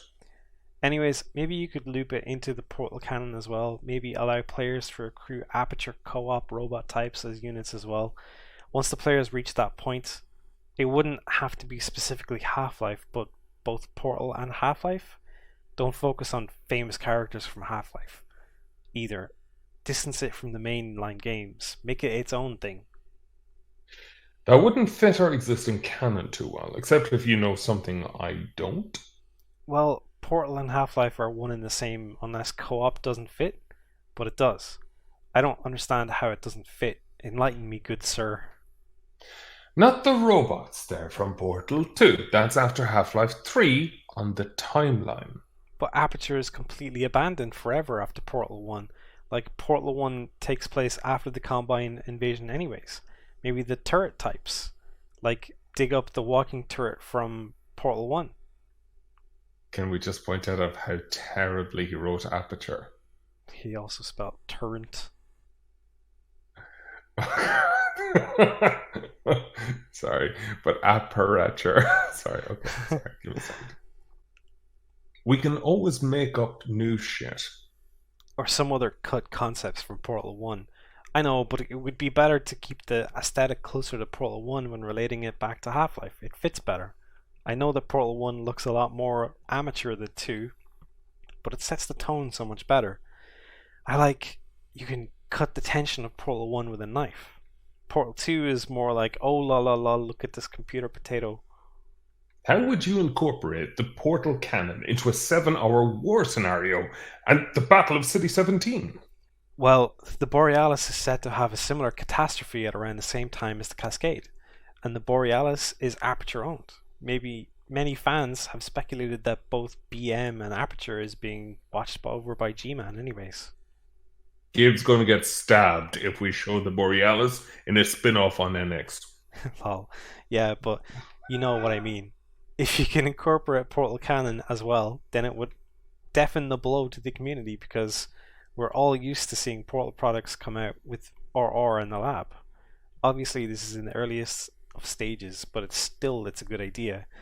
And it could really help Nintendo, which is a win-win for the gaming community in the long run, like as a whole. It has to be Half-Life focused and canon if we want 300k and 80% of sales. Yes, I know. What are people saying in the room? 300k is a buttload for a game of this kind. We can go all out with voice acting and performance capture. Exactly. It would sell like crazy and really build a relationship with Nintendo, which is great. That's a higher budget than StarCraft 2 had. StarCraft 2 is rumored to be about 200k for the main game. I remember it being that kind of numbers. Okay, so let's go over the concerns again from the beginning. Plus, we do all our performance capture in-house. We'd have to pay for actors. Alright. Yeah. My main concern is the reaction to any kind of console-exclusive Valve game. It being Half-Life only makes it so much worse. Yeah, you need to put the teaser along with it. But then we'd have to wait for Half-Life 3 to be presentable and confident in their product, which is not going to happen until 2017. If you want to be the good guy who never lies, yes. We can't announce Half-Life 3 on their behalf. But I've done my research and I know that Valve has lied in the past to the public. No, but you just have to tell the hardcore fans that you still care and it's still coming. That is all. People just want to know it's being made. Most have lost hope that it's even in your minds anymore. You have to make a video with Chet, Gabe, Eric, and possibly Doug just talking. Like, call it the Half-Life FAQ, and just have them answer some questions for real. Chet doesn't have anything to do with Half-Life, though. That doesn't matter. It's a face people recognize. He's lead and advisor on all things VR. It's a guy people know works at Valve. I talk about Chet in videos all the time. I guess you were right. You don't need these specific people, you just need faces. Jeep, Gabe, Chet, Eric, Doug, etc., etc. If you just make a video of them answering the questions in a direct way, the community would respect the hell out of it. What if we get Kelly Bailey back to do the soundtrack? Are these real names? Oh, hell yes! Like, yes. Have him make a song for the video. Look, I know just how much people love Half-Life, probably more than Valve. I know the lengths some people have gone to find new content. Fun fact! We wanted to employ Kojima, but Sony outbid us by, like, a lot. I've seen some shit, and I have stories. Not when he visited, way back, when all the shit at Konami went down. I figured. Anyways, just make that video, answer some questions in a direct, non-meme way, and just explain how you explained it to me. 95% of people will understand from that point forward. You would get the same amount of hate for announcing a third Left 4 Dead game before Half-Life, by the way. Do you know about the guy who walked into our office, impersonated an employee at the reception, and made it to the lower office hallway before security got him? No, I didn't, lol. That's when we got photo IDs. How long ago was it? Must have been late 2014. That guy was brave. So what's going on now? What's the mood of the room? We're brainstorming. I'm throwing your ideas into the mix.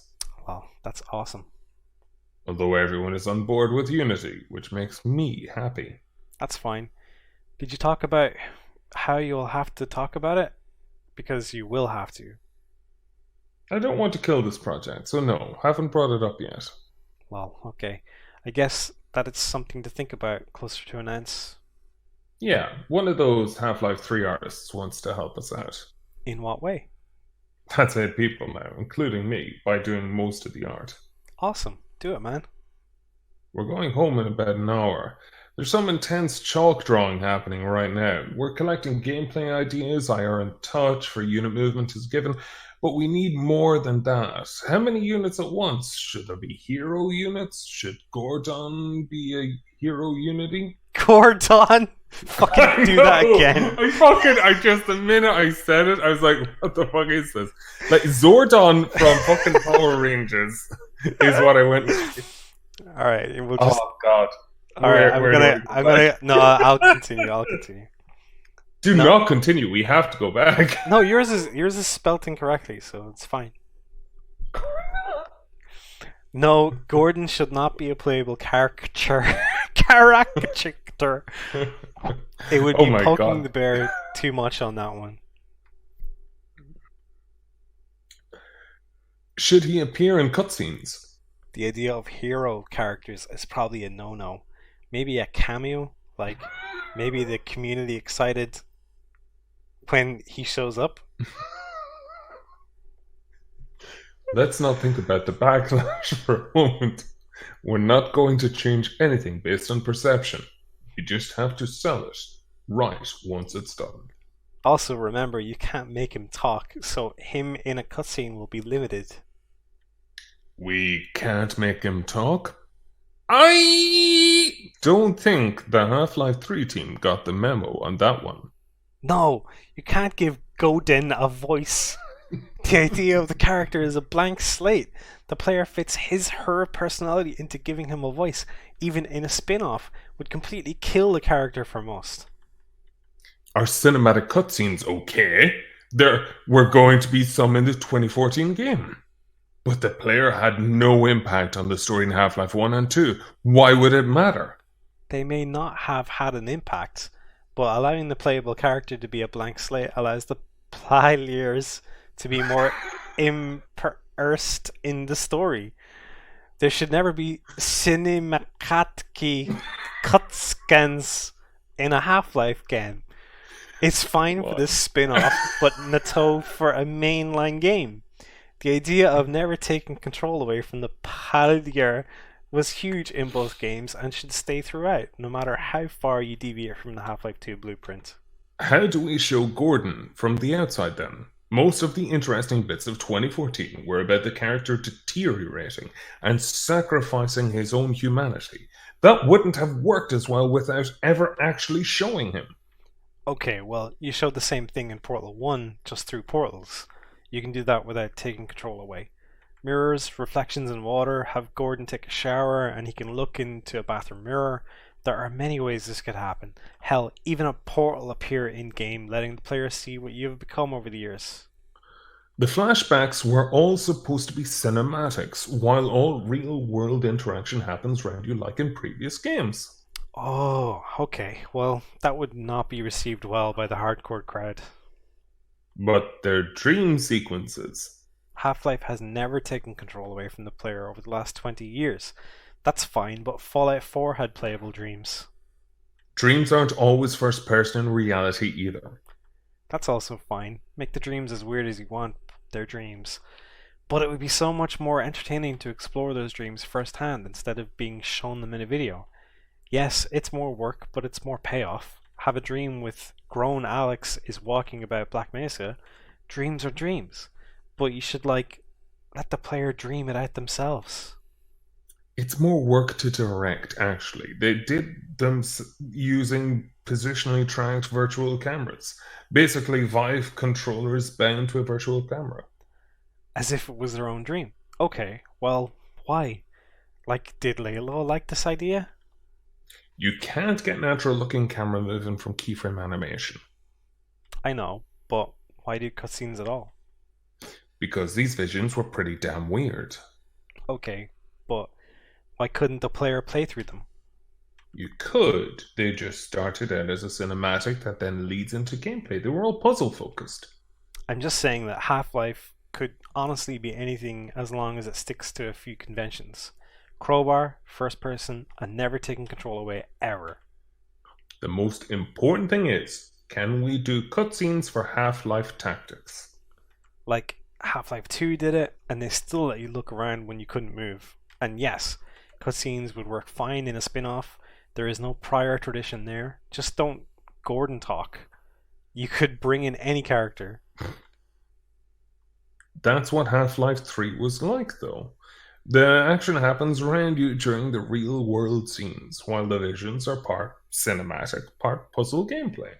Hell, even show Alex grow up or Eli losing the leg. Just don't give Gordon a voice. That's fine. Just no pre-render stuff. All in-engine. Never take control away. Our reasoning is Gordon isn't the protagonist of Half-Life Tactics. Why wouldn't he talk? Everyone, Leslie, talks in Valve games except the protagonist. Because it will kill the character for future games. Oh, you meant else. Sorry, it took me a minute. Can we go back? No, I thought it was funny. Okay. That's true. Let him appear. Let it be brief. What if? The audience will freak the fuck out. We don't show him in the Half-Life 3 trailer, but we do it at the end of Tactics. You don't need to do a trailer for Half-Life 3, just talking. If you're not comfortable with showing any gameplay, you could show him, but it would be best to only show him a little in the game to begin with. I am. The Half-Life 3 group won't. So showing him in the trailer would deflate the excitement of him showing up. Yeah, I'm thinking the final scene is him picking up a crowbar. Slow camera, pan reveal. Man, I wish I could really be in this discussion. Okay, I have to ask a question before we continue talking. Is that okay? Sure. This is in my mind is a way. This in my mind is way too good to be true. Are you not trolling me? Could you just sneak a pic of the room you're in and just send it over? Just really prove that you're really at Valve and all this is actually happening. Where would I get an NX dev kit? I know, just this is probably going to lead into a huge step in my career. So I'm just skeptical because not a lot has ever gone well for me. You think I'm a dev at a different company with access to an NX dev kit that says property of Valve on the side. And I just happen to have too much time on my hands. I'm totally going to apply as community manager, and from what you're telling me, there may be some mistakes being made that may turn the community off. I don't know. Like I said, stalkers, I've been goofed a few times before, yeah. I can't take pictures without looking suspicious. It's also just an empty room with a couple of chairs, table, and a chalkboard. As I said, tell me what to photograph and I'll make it happen as soon as I get the chance. And also, where would I get the artwork from? How about the copy of Gunman Chronics if you have in the office? That is obscure enough. Lol, I'm sorry if this is annoying. I guess, if that's proof. Yeah, it would be lol. But if you just took what that which has never been photographed as the subject on the shelf, lol. How would that be proof, though, considering anyone can just buy a copy? No, like a picture on the Valve shelf, but it's the subject of the picture. In Gabe's office, I can't go in there with the phone looking all suspicious. Oh, that's in Gabe's office? Can we delay this topic by 30 minutes? We can talk on my way home. Okay, just snap a picture of something, lol. I'll figure something out, but I'll need more than a day if you want something big, like the lobby or the golden crowbar. Okay. Back to Half-Life Tactics for now, please. If you want to participate, I can summarize what everyone's saying, and you tell me what to say. Okay, cool. We're debating whether we want Warcraft-style heroes. Who all would be the heroes? Don't use Gordon, by the way. Just don't. You would have to use new characters as well, though. It would be easier if you used a few Portal-related people, but it would be difficult to work into the story. Yeah, the consensus is characters from Half-Life 2 and original ones. Like the expansions? Because that would be a great idea. Like finally bring Adrian back from the dead, Barney, Gina, and Colette. Gregory. Gregory, eh? If we haven't already killed him off in 3. He is a crazy dude from Half-Life 2. He doesn't need to return. Like, that is a total one-note character. He's a fan favorite, though.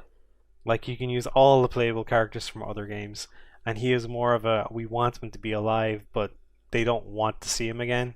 I don't know. He's kind of the joke of the canon. Kleiner could be like a Marge type character, but science instead of magic. There are some great ideas coming up about Grigori. If you're talking pre-7 Hours War, though, Eli would be great, but same as Kleiner's science. Grigori is alright, but there's much better characters. He would be entirely shotgun focused.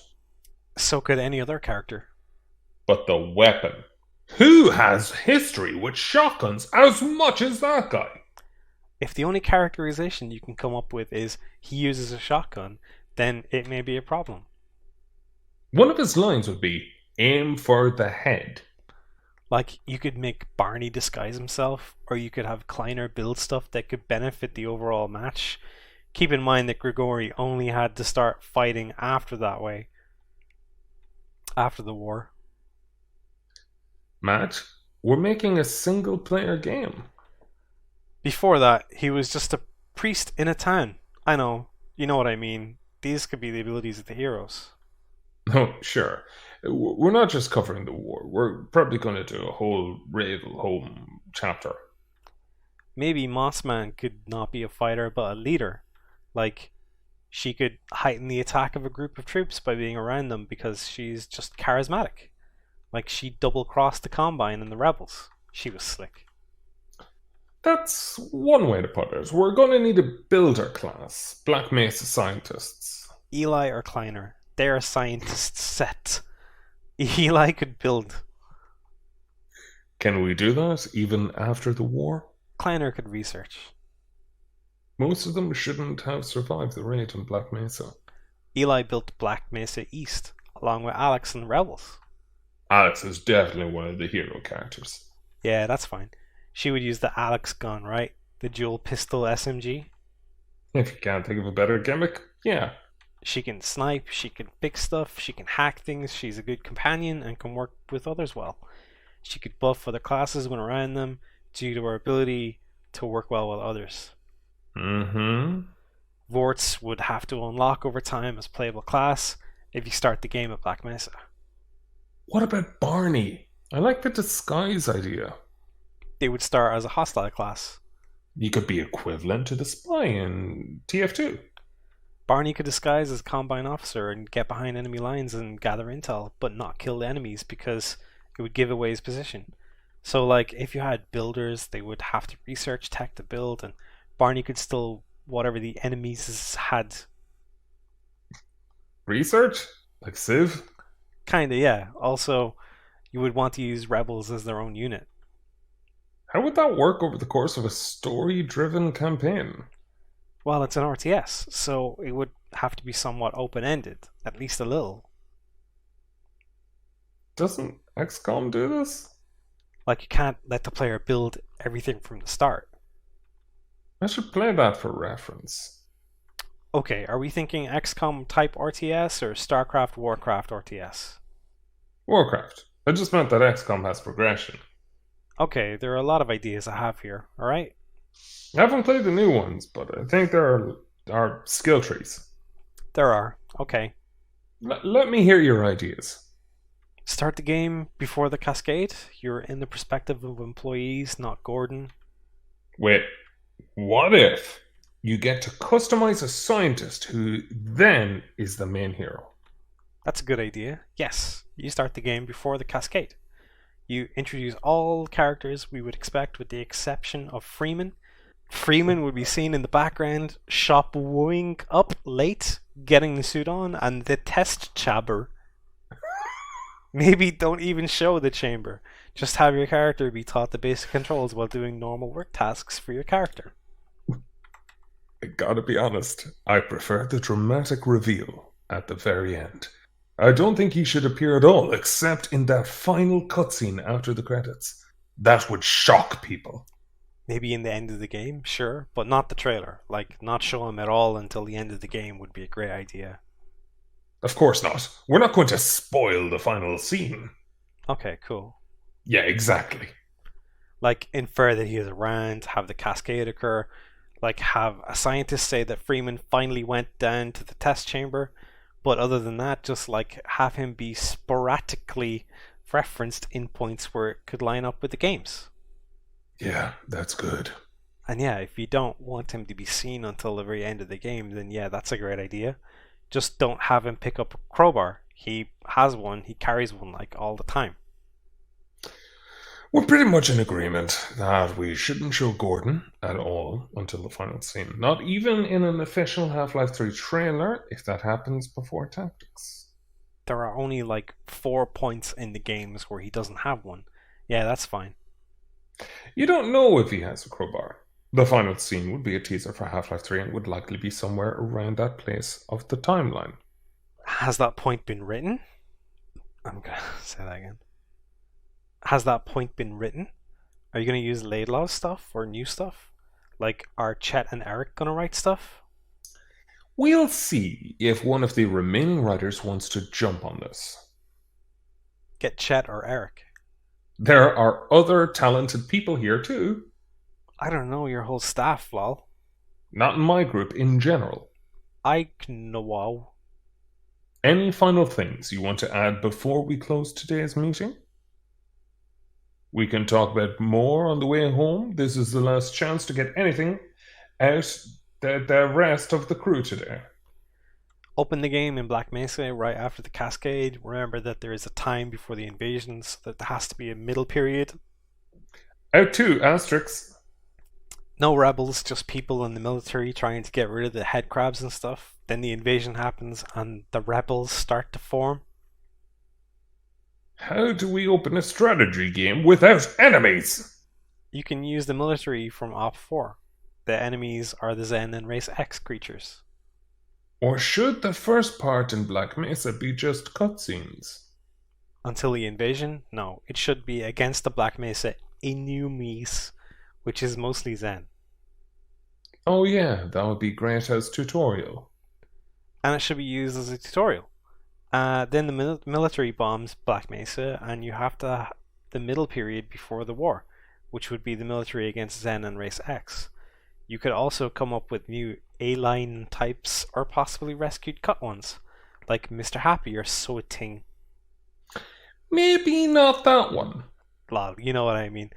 Skookabats and stuff. Then the war would only be a short period in the game because it was so short and maybe it's impossible to win. Then the rest of the game involves building up the rebels and eventually ending the game around the end for episode 1 or 2. Then the teaser. It has to be... We can't break canon. I'm thinking we go a bit deeper than episode 2. Building up the rebels would be great. I'm possibly using some of the military that you tried before the way can become rebels war. Yeah, we're definitely leading up to a huge finale in City 17 with Striders and shit. Good. Have Breen appear. Reuse the VO from Half-Life 2. Maybe some alt takes. Nah, that's lazy. But the guy died, I thought. We gotta recast. No way. We can't use 10-year-old voice clips. It's gotta be spot on. It's a very specific voice. Also, we need to kill him off. He's definitely not in 3 in its current form. He should be the boss. Well, Breen became a grub after Half-Life 2. The final boss, Breen's a pawn. Breen has no power. He's just the figurehead of the Vombine. Sure, but there's potential for tragedy here. But it's canon that he lives as a grub after Half-Life 2. He's just serving out of weakness, right? You'll have to explain what a grub is. I thought I got my lore straight, but apparently not. No, he's serving because he was already in power and he ran the negotiations of the surrender. He ran Black Mesa. I wouldn't say weakness, just the situation called for it. It was the position he was in anyways. We all have the original scripts. They're not any more detailed than the games, but getting the lore right will be the least of our concerns. The lore is the least? Isn't this a narrative-driven RTS? The lore of Half-Life is better than most. We're just throwing ideas around. We can think about how it's going to fit in with the existing canon later. And being able to expand upon it wherever possible should be done. I mean, yeah, Half-Life is build gameplay first, but you don't need to go and do something completely out of left field in terms of established story. Yeah, we're thinking story heavy with cutscenes and dialogue in game, basically like StarCraft 2. That's fine for an RTS, yeah. You don't need to get the lore exactly right, though. Have you played Lambda Wars? Of course, we've got plenty of people at the company to kill at us if we get something wrong. No. I would look at this then. Well, that's unfortunate. No, it's not. It's a good game. Look into it. Make something better. It's unfortunate that our idea isn't original anymore. It's on Steam Greenlight. It got through. Like, maybe use some of the devs on that. Talk to them. They would really appreciate that. Plus, with a budget like that, you could really make something great. Like, spanning the whole canon from pre-Half-Life 1 to post-Episode 2. This only covers post-Half-Life 2. It's also not canon. No, it's not. Alright, I really gotta leave. I'll message you in a few minutes. Okay. Okay, so how can I prove my authenticity without acting suspicious around the office if NX dev kits, concept art, and unreleased figure prototypes aren't enough? I hope I don't sound aggressive, as it's definitely not meant this way. You can do a reverse image search on all the pictures that have never appeared on the internet. I know. I'm sure you understand where I'm coming from. Like 6 months ago, this would have been a dream that I woke up from. I was just involved in a Valve brainstorm and kept up with everything. Like, that's a big deal to me. Sure, but I'm having a hard time believing that you have stalkers that are dedicated enough to somehow obtain an NX dev kit or iGuis print or iGuis print their own figures at home. They would Photoshop shit. Then check the photos. They're all unedited except for brightness and contrast. I know. Don't worry, man. Is there anything else I can do without looking like a weirdo around the office? I can't walk around taking pictures of stuff while others are around. No one does that. Just take a picture of something popular, like the mag wall, or the trophies, or the PCs. I can reverse image search them to see if it's a new picture. You can reverse search the figures, artwork, or NX dev kit. I know. You're legit. Lol, sorry. Sorry, I'm not angry or anything. It's hard to sound calm via text. It's just that... I completely understand. For your scenario to be true, I'd have to own an NX dev kit, have a glow sign of the TF2 logo. Maybe I have become trustworthy enough for a voice chat? I understand, I'm being crazy. Be an amazing artist to fake artwork. Fuck yeah, that art was awesome. And somehow have the ability to print flawless figures without build lines out of glossy, polished plastic. Okay, you're legit. There are a number of reasons why I won't do voice chat, sorry.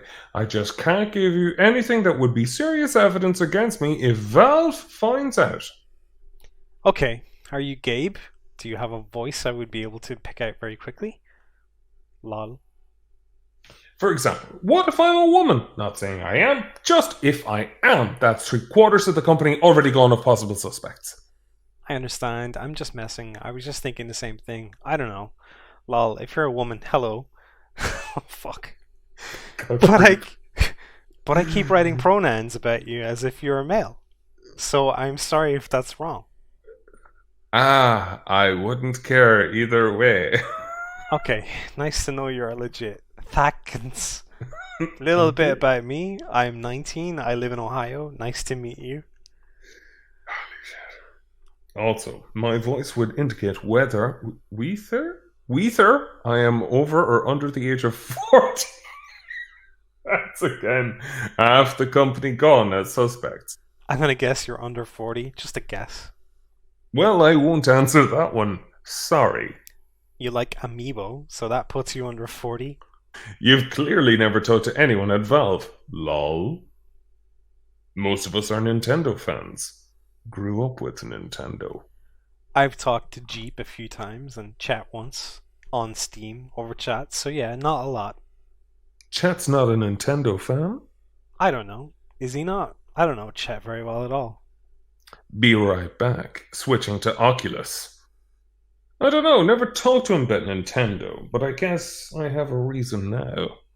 Low, yeah. So, tell me everything you would like to see in a Half-Life strategy game, from a fan's perspective, also in a Half-Life themed VR mini adventure. Okay. That's apparently happening. The Half-Life 3 team is working on a small VR experience, not the whole group. The VR adventure would have completely different wants, so let's start with the RTS. Of course, let's go over them separately. Um, Half-Life Adventure first, please. That's shorter. okay. Have it take place in between games instead of trying to continue the story like Lost Coast. Possibly reuse old concepts such as those found in the Half-Life 2 leak. They're targeting a 30-minute experience somewhere in the Half-Life canon, possibly a memorable moment. Maybe use it to flesh out one or two side characters more, like Mossman or Cubage. I obviously bake the locomotion into the story. Allow Gravity Gun to be used in VR. We don't have to explain the locomotion, to be honest. Okay, would it be teleporting?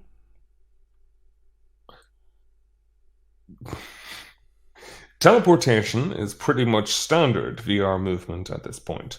Okay. I don't see it as a reason to explain it much, like I don't see a reason to explain analog sticks in the game's context. Like maybe allow the game to explain certain brushed over parts in the story? Would be teleportation plus limited walking with room scale. Yeah. Or just teleportation for standing only.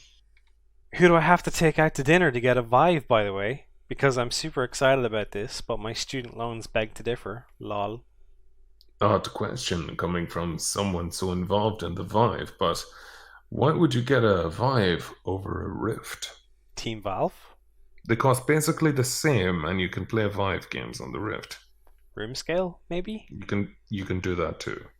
Oh, I guess just because Team Valve and I'm Valve News Network, so people would expect to see a Vive. Like it's pack-a-vact like any other piece of Steam hardware. Yeah, I mean, I'm kind of responsible for the partnered headsets, but if I'm being honest, the Rift is the way to go until the next generation. At least it's my favorite out of the three. We're going to fix that next time around.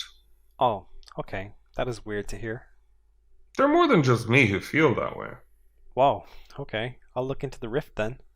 To be honest, we'd much rather work with Oculus, and especially Airbrush, instead of HTC and Yates. Dang, okay. Well, how do you do room scale with a Rift? That's not to say the Vive is bad. I'm doing my best on the software side, and Yates and Chat are doing the best on the hardware side, but there's no point in pretending like we got the upper hand right now. Depends on how big your room is.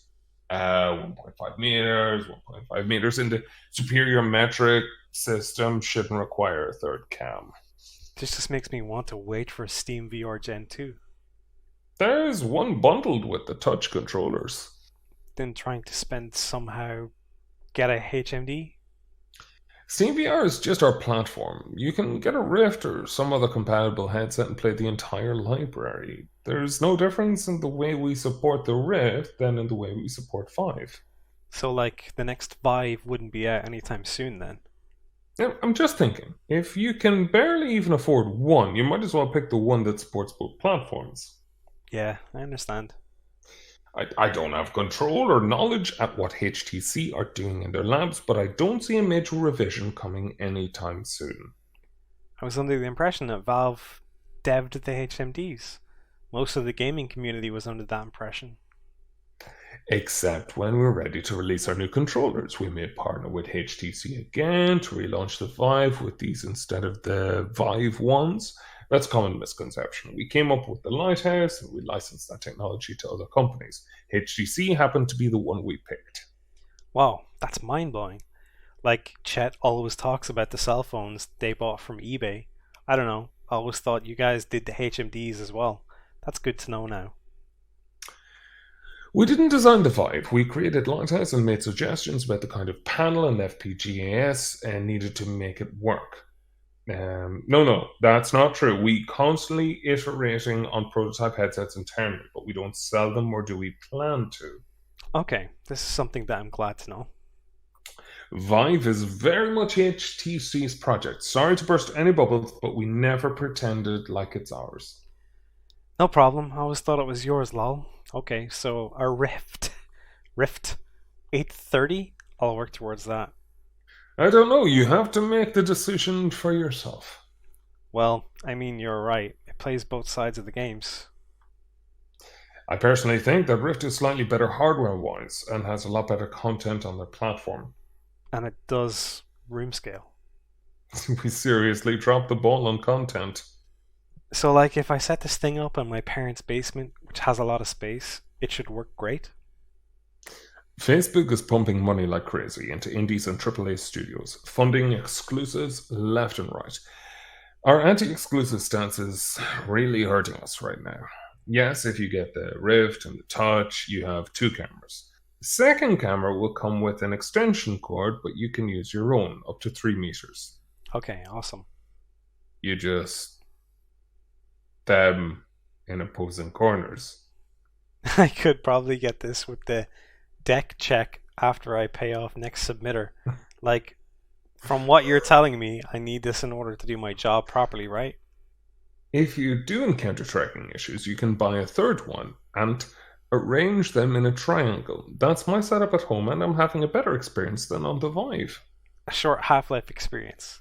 Half stop, or whatever you're going to call your project, and any other first party stuff that happens. Less things to worry about. No drilling or covering of mirrors required. Yeah, we're committed to VR, even if our first attempt failed. We're in it for the long run.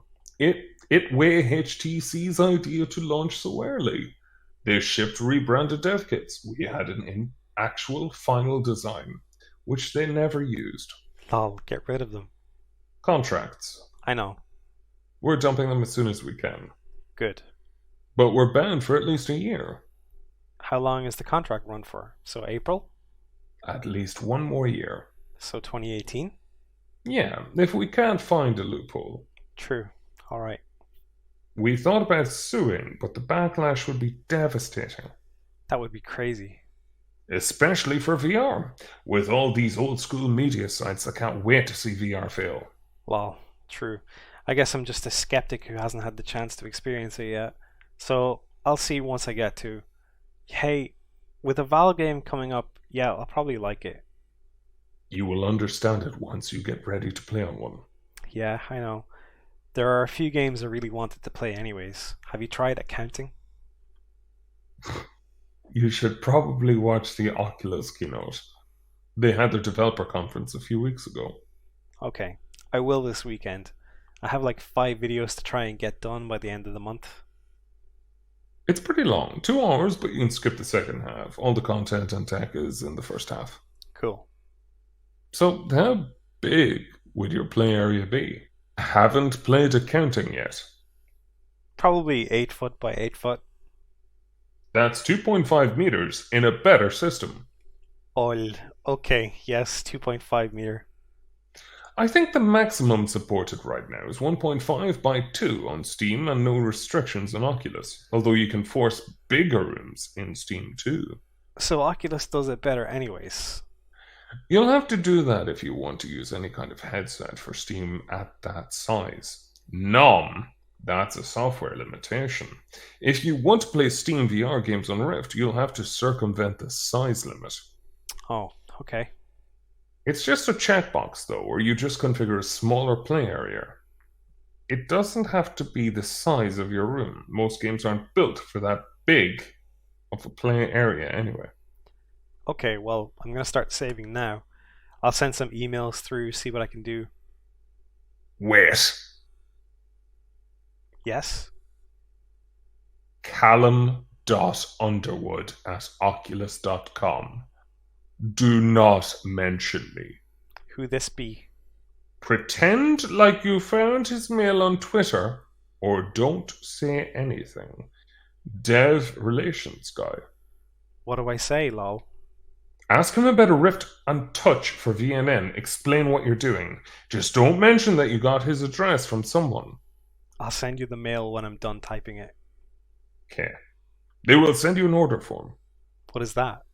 You will fill it out with the quantity you need. I need one. Do I need more than one? Nope. Just enter 1x Rift, 1x Touch. They will make you sign an NDA. And you need an Oculus account first. Why? Because Touch is not out yet. Oh, okay. It's out in like a little over a month. Would I really get sent it early? They're still sending out engineering samples to devs, as recently as last week. Tell them that you want to pursue VR reviews. Alternatively, if you would rather have a Vive, message Matt Yukapuski and do the same thing. Or I could do both. Smirk. I'd do Oculus first and then Valve if they refuse. Well, technically, I could volunteer for VR dev support and then greenlight your request. That's too sketchy. That's pretty shady though and doesn't look good. I'm gonna try this. If it doesn't work, I'll just save the money over time. Don't get the third camera until you've tried two. You'll most likely be fine. Dear Mr. Underwood, my name is Tyler McVicker, and I'm the sole member of the YouTube channel Valve News Network, among others. The aim of the channel is to keep the public up to date on all of the goings on at Valve, whether that be announced or speculated by their many leaks. Obviously, one of the many focuses that gaming in general is moving towards is VR, Valve especially.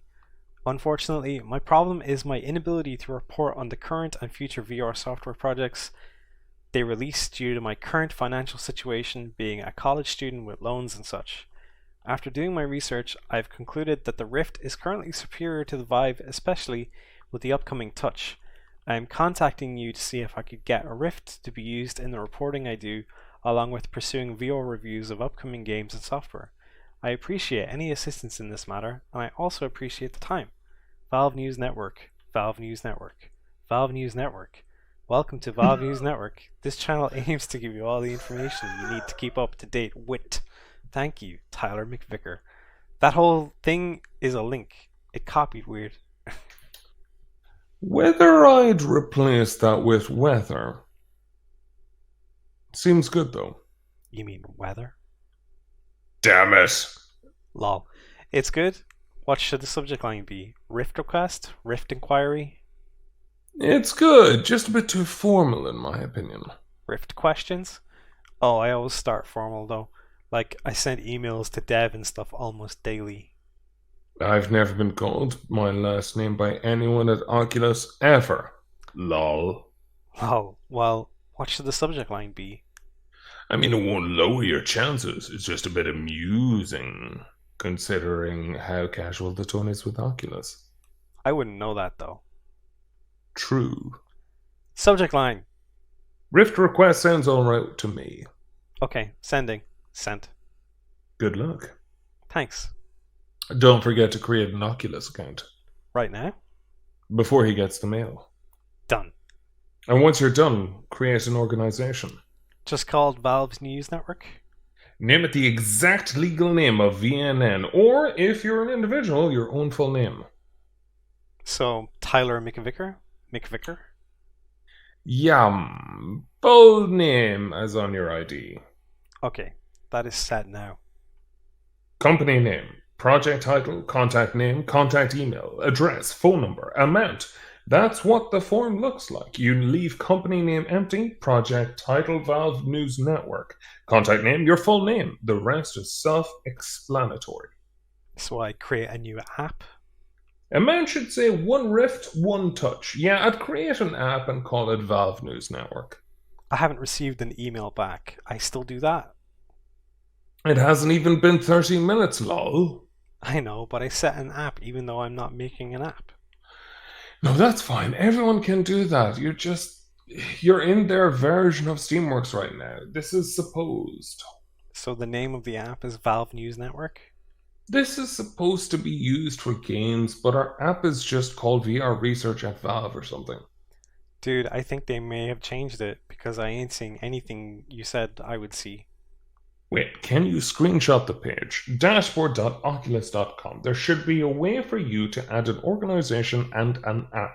The organization must be named after your legal entity, your name in this case. It is. But you did everything right. That's all the steps there are. There's nothing that tells me to fill out any money. Now you'll have to wait for a response by Kaloum. Amount. No, that's a form that Kaloum's going to send you if you're accepted. Oh, okay.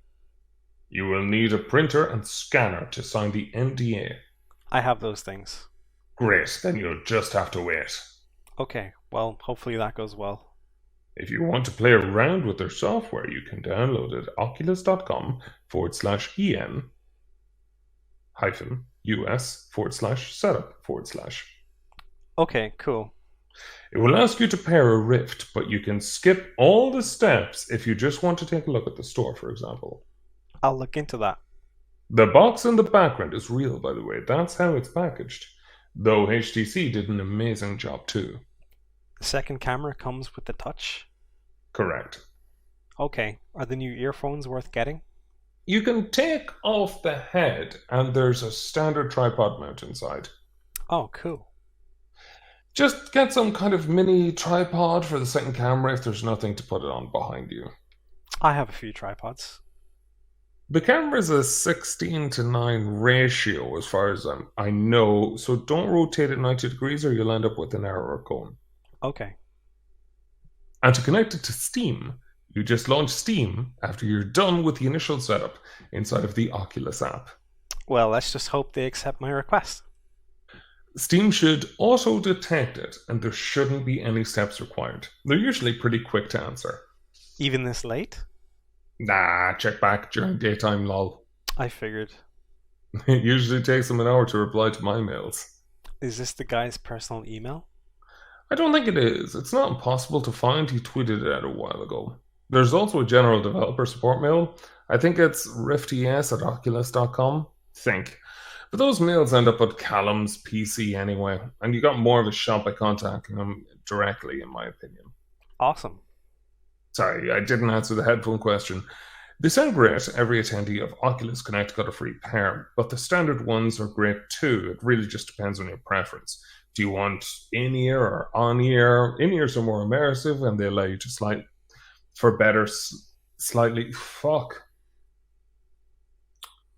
In-ears are more immersive and they allow for slightly better accuracy with positional audio because the driver is closer to your eardrum.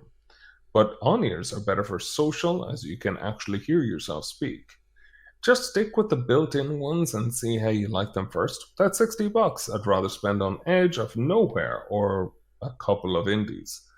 Or preferably on Steam. What are your PC specs? Because you'll need all of the USB 3.0 ports in the world to run this thing.